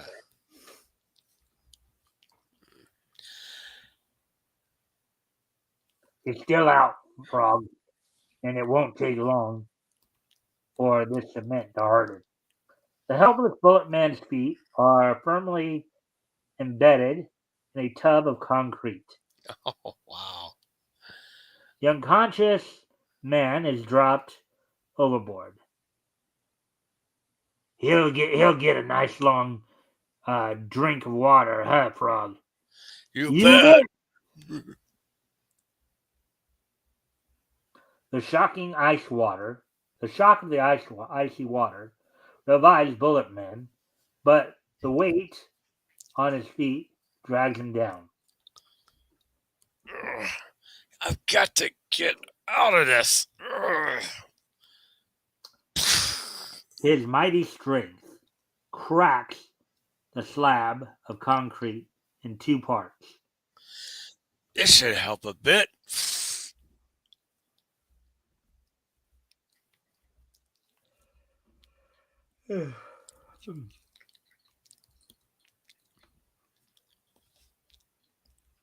Bullet Man swarms up the anchor chain, a boat, knowing he cannot hold his breath much longer. I can't swim with this stuff on my feet, but I can climb. Unable to use his flying helmet because the water has rendered it useless, Bullet Man borrows a car. Haven't time to get this concrete off my feet, so I'll take a taxi. Sorry, bud.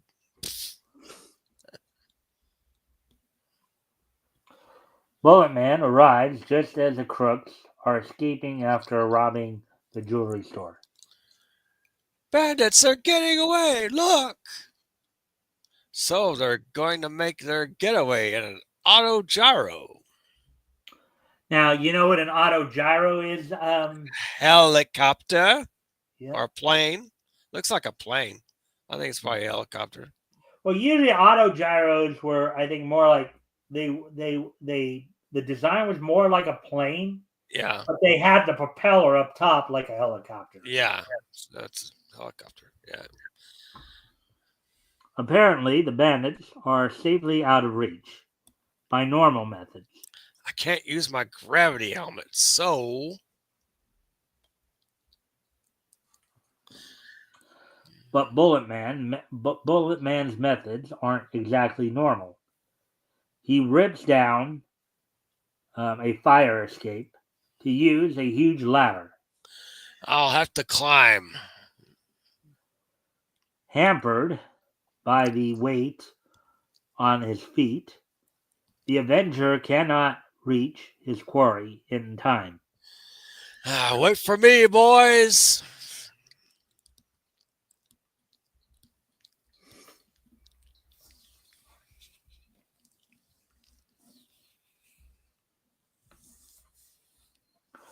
As the auto gyro rises, Bullet Man takes one soaring leap. This concrete will come in handy after all. Boom-a-daisy! And crashes into the plane, wrecking it completely, while the impact rips the concrete from his feet. Help! Murder! Let me out of here!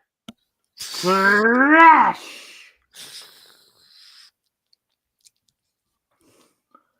Completely dry now, the gravity helmet regains its power, and Bullet Man speeds away carrying one of the thugs with him.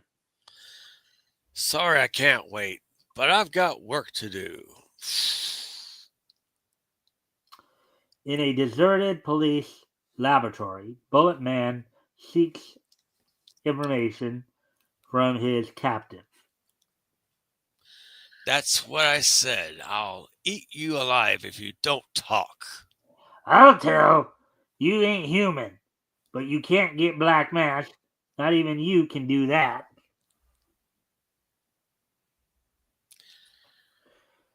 Using a directional antenna, Bullet Man tests various wavelengths to locate the arch criminal's secret radio station.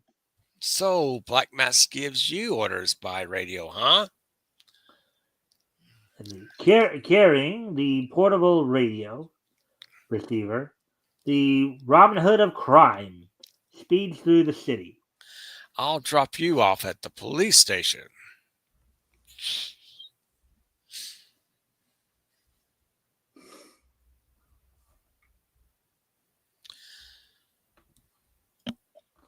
With fantastic speed, Bullet Man rockets along, pausing occasionally to get directions.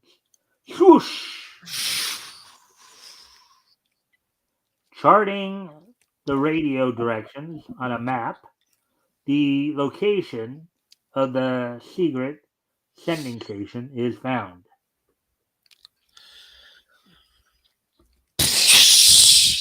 Mr. Black Mask, I presume? How? How did you get here? I'm Hold on. No. Locating the super criminal's hideout, Bullet Man calls upon his enemy Black Mask. Recovering from his surprise, the master crook dives into a hole in the wall.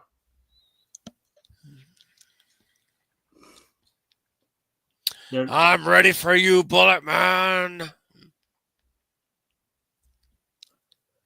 Black Mask makes good his escape, while Bullet Man is forced to flee.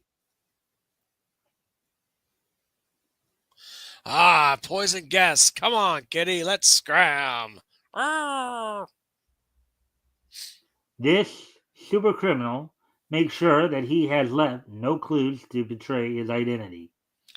So he's blown his hideout. Well, better luck next time.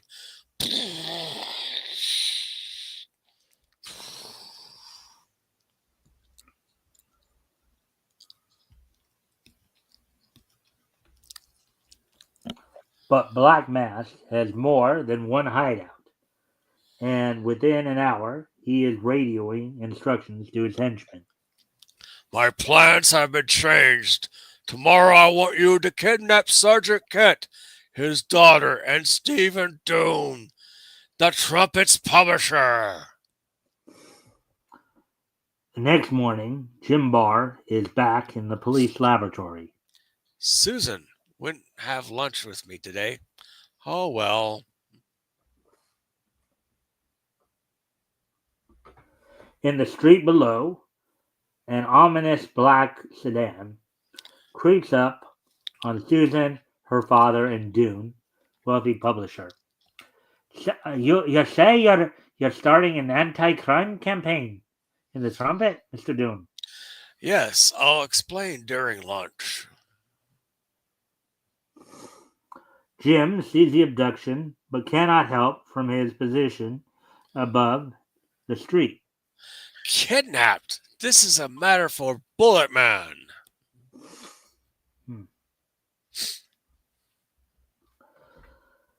Speeding to his apartment, Jim transforms himself into Bullet Man. Hurry up, Cat. You're going for a ride. Again, Bullet Man, with the directional antenna, locates the criminal's hideout. So, Black Mask is still using his radio. That's a help. Hmm.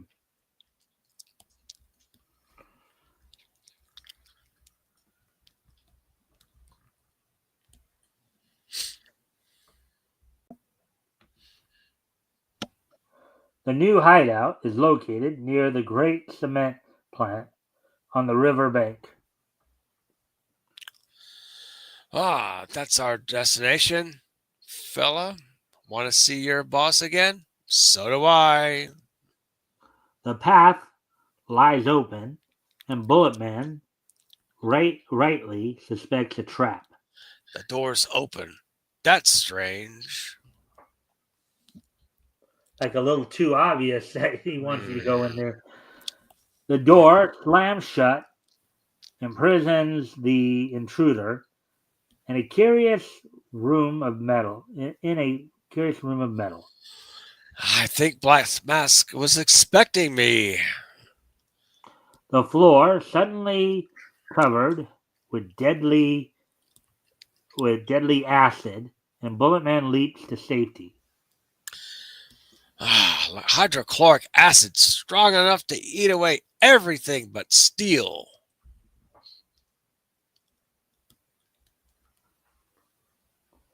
Black Mask's deadly trap sends thousands of volts of electricity through Bulletman's body, holding him as in a grip of steel. Voltage electricity. Unable to pull free, Bulletman manages to turn on his gravity helmet.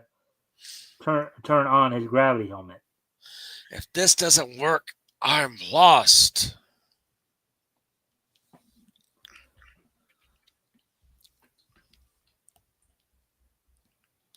The flying helmet's power tears its wearer loose from the high voltage grating. I couldn't have stood much more of that electricity. In the next room, the Robin Hood of crime finds his quarry and a submachine gun. You can't fight hot lead. You'll have to hit me first.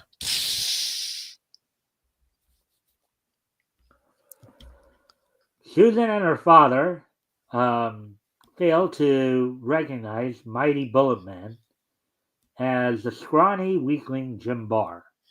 It's Bulletman! Get Black Mask, quick! I intend to. Black Mask has planned his getaway and dives into the conning tower of a sub kept in a prime pool which opens on the river. He can't get me in here. A submarine, eh?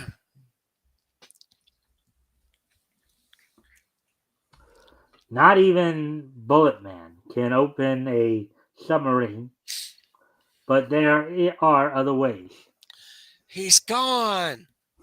He's letting Black Mask escape. In the nearby cement plant, Bulletman seizes 3 heavily loaded trucks, lifting them through the though they were kitty cars, as though they were kitty cars. Yeah. Wow. Sorry, kids, but I need these loads. Wow.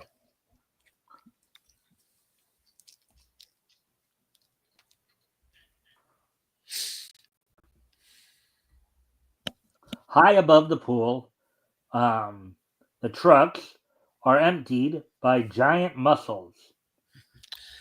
Gravel, sand, and cement. That adds up to concrete. Black Mask frantically tries to escape, but the hardening concrete has trapped his sub. The concrete will hold Black Mask till the police dig him out. Look, he's escaping. He won't get far. Bullet Man seizes the super criminal and whips off whips off the concealing mask which shields his identity. Oh, wait. Who are you? 3 guesses. Goodbye. No, there was some more. Oh, Um, go ahead. Go ahead and read it. no. Wait. I know this guy. It's Stephen Doom, the publisher. Now you know why I had you do the publisher. Yes. Yeah. Okay, now we get into this next one. Bullet Man speeds off, his mission accomplished, and the master crook captured at last. Ah. Now do it. Now to the girl. 3. Oh, wait. Who are you? 3 guesses. Goodbye. The next day, Jim Barr, back in his laboratory, his eyes twinkling as he denies the existence of himself. So you see, you're wrong, Jim. There really is a Bullet Man. We saw him. That's what you say. I won't believe in him till I see him with my own eyes. Black Mask has been captured and faces a long jail term. But there are forces of crime and evil at large. New battles await the Robin Hood of crime as Bullet Man meets the challenge of the foes in the next issue of Nickel Comics, on sale Friday, June 14th. Whee! Alrighty then. So, Whee! well, that's all the reading we'll do tonight. But It's great. so now, let's get through some of the. I guess if it shows I had to take off. I guess. Fitchozo. All right. Thanks for coming in. Got so involved in reading, we forgot about the chat. Oh no. Well, no, I kept checking back with it. Nobody was really saying anything. Right. I kept checking back. All right, so the usual question. So we read 3 Bullet Man stories tonight instead of just the one because how things worked out. Overall impressions. I enjoyed it. Yes, I've never really read a Bullet Man adventure until now. So, yeah, I've always seen him on covers with Captain Marvel and what is it, Captain Marvel Jr. and Bullet Man? Yeah, I think he appeared later in Master Comics, right after Nickel Comics. Correct. So I'll explain that to you real quick here. So Bullet Man started out in Nickel Comics, right? But of course, as I mentioned earlier, only 8 issues were done, due in part to the fact that it just didn't get over. Right. So what happened was he would eventually move to Master Comics. Now, once they introduced Captain Marvel Jr., Captain Marvel Jr. became the lead feature for Master Comics, and Bullet Man became the backup feature. So in Wiz, it was Captain Marvel, Ibis, and Spy Smasher, and then in Master it was Captain Marvel Jr., Bullet Man, and Minuteman. That's it. And then in WoW Comics, which came later, it was Mary Marvel and the poor, as I sometimes call him, the poor man's Batman, Mr. Scarlet and Pinky. Oh yeah. I don't know. You know why I call him the poor man's Batman? Well, they're crime fighters. He's like, we can't really afford to make a bat suit, so he's in a regular suit, right, with a hat. Well, okay. So what it is that unlike Batman, right? His MO, everything about Mr. Scarlet and Pinky is pretty much the same as Batman, right? With the exception of the origin and the fact that he's a public defender, meaning he doesn't have the wealth that like Bruce Wayne does. True. Yeah. So he's like He's like the poor man's Batman, basically. His methodology, his style is similar. Is basically the same as Batman. It's just he just doesn't have the same resources as Bruce does. That's true. So, anyway, continue on with your observations. Well, yes, it's like a 3-part adventure rolled into one story. What do you think about it? There's no good stories or bad stories. It's just a basic continuation in all 3 issues of. Well, I think they're still counted as separate stories there, but I just In a way, it is. It's just it brings about more. Oh no, Black Mask got away again. Oh, he got away for the second time, but the third time he got caught. So there you have it. right. So, all right. Well, anything more you want to say about Bullet Man specifically? I think I remember Hasbro had a Bullet Man action figure, Bullet Man the Human Bullet. I think as an homage to Bullet Man from the 1940s comics. I think that's how they got the idea. But they gave him steel arms with a steel bullet helmet, and he flies through the air. Well, yeah. Well, they probably had to for copyright. An action figure, they had to change them up, which is good because it makes sense to have steel arms where you're bulleting through a mountain range. I remember one of those Hostess fruit pie commercials. They had Bullet Man blasting through a bullet. I think no, it was an ad for the action figures. My bad. Yeah, and he powered through a mountain in order to get the water to wait. Yeah, there's a flood in the city or in the country. Bullet Man had to plow through the mountain in order to get the boulders to actually make a dam against the water, so to save the village. And so I remember that ad very well. So it's great. Okay. All right. So basically, we'll count it more as 2 separate features here instead of like 4 because. Right. Well, there's only 2 to choose from here. So between the 2 stories, which one I already have a feeling I already know which one you're going to probably say, but I'll ask it anyways. Which feature did you like the most and why? Bullet Man, because it has this origin story at the beginning, just directly right through it. That's the way I think comics should be. Here's the character. Here's Jim Barr. He had to study forensics on bullets because his father was killed by a bullet, and so he examines, forensics but he didn't participate in sports. He paid attention to his mind, his work, instead of his physical prowess. And so that's why he had to create a serum against germs and disease and enable him to build up rippling muscles as he injected himself the night before, and he wakes up ripping his pajamas, and he has his physique, and his brain has improved. He enabled him to actually create a helmet that's anti-gravity, and he flies through the air as Bullet Man. It's a great tale. All right. And now, of course, well, I don't know if you would say, well, I guess you can answer first. Which one did you like the least and why? Oh, I guess Ibis. My guess is though you still like that one. It's just a process of elimination, though. Unfortunately, exactly. So only 2 stories, only 2 options. So plus, I like Bullet Man's costume much better than Ibis.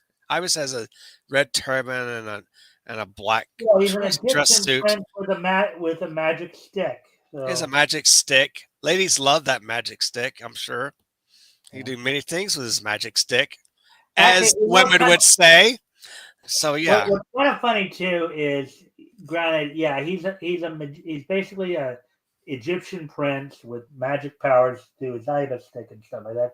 But I think one of the appeals, that you don't really see a lot of today. In fact, if anything, a lot of the mainstream comic book writers are souring on this kind of idea. In fact, that's been what the whole debate about.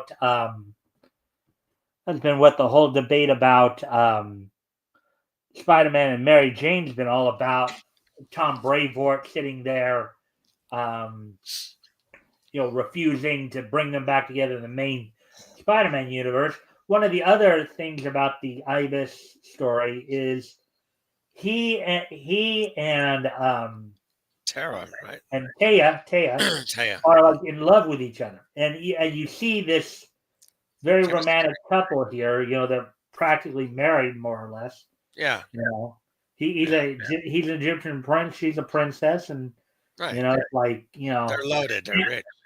yeah, and the thing is, and you got that romantic I mean, yeah, it's still being done for a kid. It's not like you're seeing them Yeah. make out every 5 seconds or whatever. But you notice if you notice in the dialogue and how they talk to each other, a lot of it's very romantic. Like, oh yes, my beloved. Yeah. There's that whole thing. Of course, a lot of today's mainstream writers and artists sour on that idea. Yeah, it's unfortunate. Yeah, one of the stories I've been covering the last, I'd say, couple of months here. I'm sure you heard about this too. So there's been this debate going on whether or not they should try to get Spider-Man and Mary Jane back together in the main Marvel Comics universe, because Tom Brevoort has sat there and with the writers and artists who are doing the Amazing Spider-Man book, they're kind of poo-pooing on the idea, and a lot of fans are asking, well, why don't you bring them back together? Why don't you bring them back together? And it's like they're like poo-pooing, even though a lot of people are citing it. Flash, the Ultimate Spider-Man book being done by Jonathan Hickman, right? Yeah.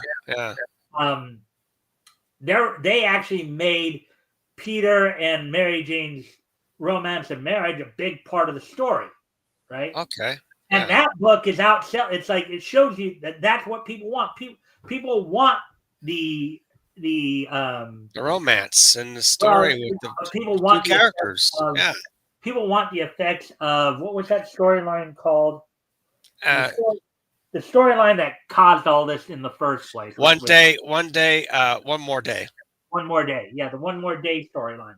Yeah. People are clamoring for that story to be retconned. Yes. They're wanting Peter and Mary Jane to be brought back together.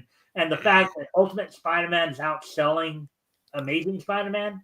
Yeah, go figure. A clear-cut example of this.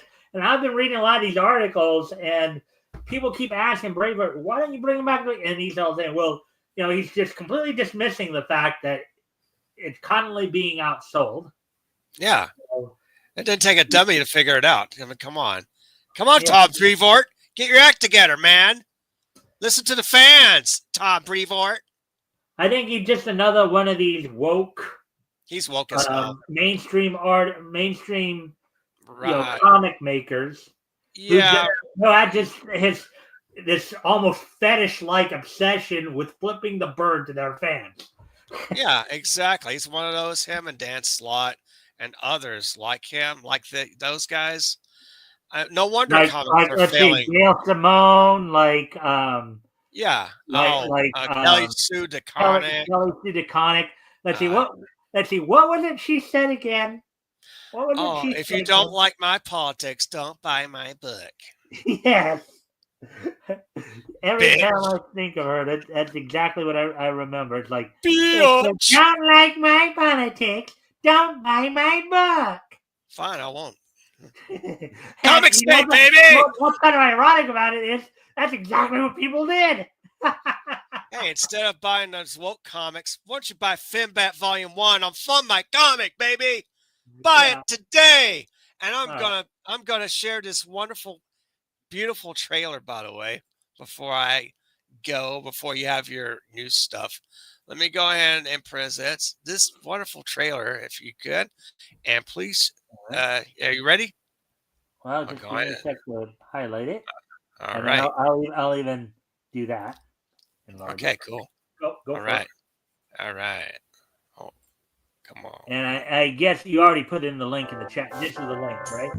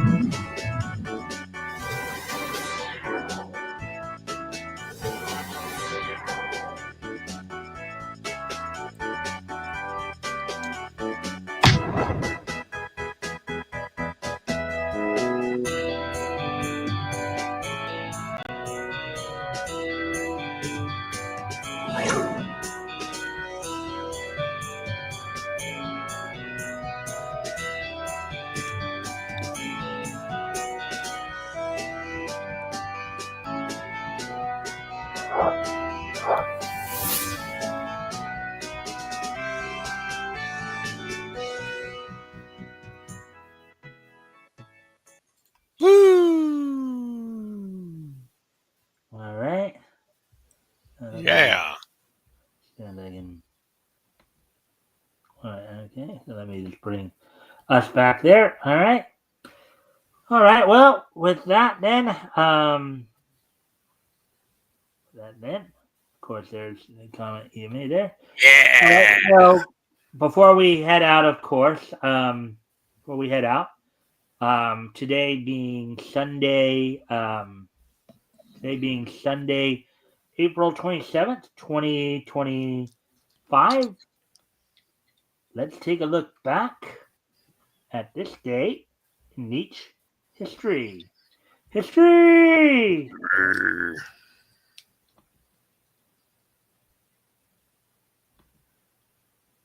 All right, so first off, I'm going to head back to yesterday. Yeah. So back in 2000, on yesterday's date, back in the year 2000, In the year 2000. the anime Nie Under 7, premiered on Japanese television on this Triangle Staff's Nia Under 7, premiered on Wow Wow Network in Japan on this date back in 2000. So 25 years ago yesterday, Nice. Nia Under 7 premiered on Japanese television on Wow Wow TV. Wow, wow. Anyways, now moving on to the next piece of Nietzsche history from yesterday. On yesterday's date in the year 2010, which was 15 years ago yesterday, WWE, the night after the Extreme Rules pay-per-view, WWE held its Monday Night Raw and its 2010 draft lottery from the Richmond Coliseum in Richmond, Virginia. The night opened up with the Hart dynasty of Tyson Kidd and David Hart Smith, and Natalia in their corner, defeating the Big Show and the Miz for the WWE Unified Tag Team Championships. I believe this made them the last WWE Tag Team Champions of the original belts. I think they other matches that happened: Team Raw of MVP Mark Henry, Ted DiBiase Jr., Santino Marella, and Yoshitatsu defeated Team SmackDown of Kane, Rey Mysterio, R-Truth, Drew McIntyre, and Chad Gaspar in a 10-man tag team battle royal. And the main event saw Batista defeat Randy Orton Sheamus in a number one contenders triple threat match for the WWE Heavyweight title. That happened 15 years ago yesterday. Okay. Nice. Now moving on to stuff from today. First off, I'm going to head back 100 years ago today. On this day, 100 years ago, back in 1925. Ooh. 1925. 100 years ago, Pat Sullivan cartoons Felix Outwits Cupid was released in movie theaters on this date 100 years ago. Cartoon Felix Outwits Cupid was released in theaters on this date back in 1925, 100 years ago. Now, this was still during the silent era. There was no sound thing. Right. But as you know, the first sound cartoon did not happen for another 3 years until 1928 with well, actually, technically, Dinner Time was actually the first cartoon with sound, even before Steamboat Willie, from Disney. Dinner Time. Huh. Yeah. I didn't know that. Yeah. So, is this the first Felix cartoon in 1925, or did he have a cartoon before this? Oh, there were a few before this. All right. This is part of the Felix the Cat, short series. Yeah. That was done by Pat Sullivan Cartoons. Pat Sullivan was the original creator for Felix the Cat. Right. Okay. Nice. So, I didn't realize it was that early. That's very early. Wow. Yeah. It's crazy. Well, I know Metal would know that because Metal Felix Cat is his favorite Really? cartoon. But yeah. That's So. oh wild. Huh. That cool. That's And interesting. finally, heading back just 20 years ago, up to 2005. So on this date, back in 2005, 20 years ago today. Oh yeah. As soon as I grab that, Okay. pretty significant day as part of the Infinite Crisis crossover. Okay. Hmm. The first issue of Day of Vengeance went on sale on newsstands on this date 20 years ago. Oh yeah. I can Story remember. was one last drink at the end of time, written by Bill Willington, with pencils by Josue Justiano. Walden Wong did the inking, lettering done by Patrick Brosseau, and Yeah. Christopher Chuckry has did the coloring. Nice. So the first issue of Day of Vengeance, part of the Infinite Crisis crossover events, went on sale on its date back in 2005. I think I remember grabbing one of those issues. Yeah. I probably there's a likely chance I probably have it in my Right. Sure. mini collection I've In shown your you in the closet there. in But your with that, I box. do thank everybody for being here tonight. So before we do head out, Grant, I know you already did, but did you want to say anything more? Did you want to promote anything more before we head out? Yes, buy indie comics, guys. Even my book, Finbat Volume 1, and there's other wonderful comics and books as well on Fund My Comic. Let's check it out because this company needs a big boost from all free thinking, patriotic, wonderful, positive thinking people who want to put their projects out on the market without being canceled by weird NPC Yeah. characters. Yeah, it's kind of So, funny. At this point, I think Fund My Comic really does need to be heavily promoted. I was just reading a story the other day. I was just doing a story the other day. yeah, So, where apparently, I think it was Kickstarter yeah. was once again it was a Don Simpson book. Oh, Um, his latest book. Um, they basically were not letting. They basically said that they couldn't do his book. really? Yeah. So Oh, wow. um, What the hell? let me just go. I mean, I wouldn't pull it up, but I'm gonna at least go find the article real quick, and so I can at least tell you the basic information. I mean, I did the story on it like the other day, so. Yeah, Um, I didn't know that. oh wait, no, not that's not what I was looking for. Yeah, so the article I was covering the other day. Let me see here. Oh yeah. Oh, I could have sworn it was in. Hmm, Yeah, interesting. I know that. Okay. Oh, here it is. It was done on April 21st, but I might have got it a day or two later. Kickstarter cancels Don Simpson's Megaton Man over Iranian artist involvement. All right, now I kind of remember. Iranian So, artist. what one of the artists he used, Uh-huh. I don't know if he's actually. I guess from what I've read, he probably is Iranian. Okay.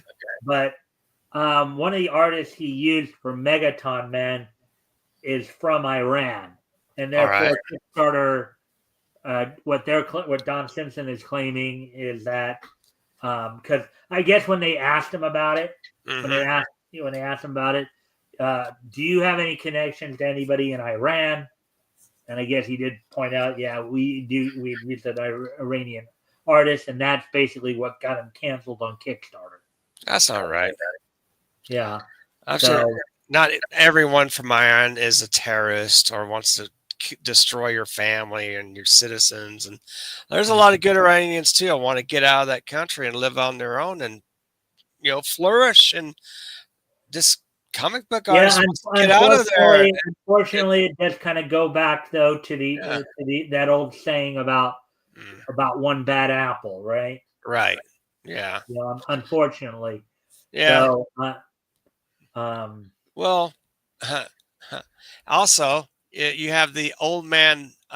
What's his name?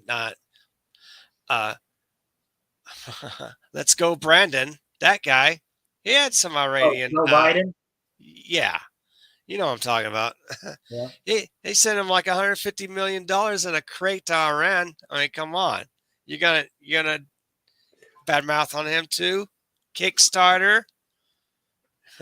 Well, that's the thing. And one of the things have heard more recently from Kickstarter about Kickstarter and Indiegogo, Yeah. they both have a tendency. They both really been having more of a tendency of late to really crack down on people that they don't agree with. That's why we do need to really help to push forward, like Fun Fund my My Comics and more independent comic creators like yourself, like Rex, like Doc, like Yes. Rick, Hmm. and Yeah, and back Rick's campaign. He's got that the Canadian Shield. shield. Yeah, him. Yeah, Dillard. John Dillard is having a second chance campaign on the Buckler. I believe that's on Fund My Comic. I think it's brand new, so I don't have the link for it. But yeah, stay tuned, guys. Watch a lot of the channels that we have right now. My channel, Diller Draws, Devil Flower Momentum, and of course Quantum Age Comics. That's Hex Allen's YouTube channel, and of course we have Rex, Hex, and Apex. I'm not. We might have a show this coming Saturday. I'm not sure. I've got to get a guest. I've got to make sure what's going on. So yeah, Well, stay tuned. if you can't find anybody, when is it? Saturday? Yeah, it's coming Saturday. So maybe you do it usually around what, 8 o'clock your time, 6 o'clock my time. No, it's in the morning. It's 11 a.m. show. Yeah. Okay. So it's 9 a.m. It's Yeah, not. Apex After Dark is your nightly show. Yeah, that's the other one. That's Yeah, one of our. if I am awake, I'm usually busy with other things. So I was Yeah. gonna say that if you couldn't find a guest, you could maybe have me on, but I'm No. usually busy with other things at Yeah. that time, anyways. But if It's you can morning. stick around after the show for a couple minutes for some post-show stuff, that'd be appreciated. No problem. It'll be just some quick stuff. But anyways, Okay. with that, I thank everybody for being here tonight. I hope everybody enjoyed the show. We're back here with more Niche News tomorrow. So with that, and of course next week, I will be joined by R.J. Carter, as we'll be continuing our look into comics that went on sale in May of 1940. See, today was Fawcett, so I think next week we'll be doing some fiction out, so we might be doing some Sheena, possibly, depending Cool. on which story I choose for that day. So with that, I thank everybody for being here, and I hope to see everybody back here tomorrow. Bye.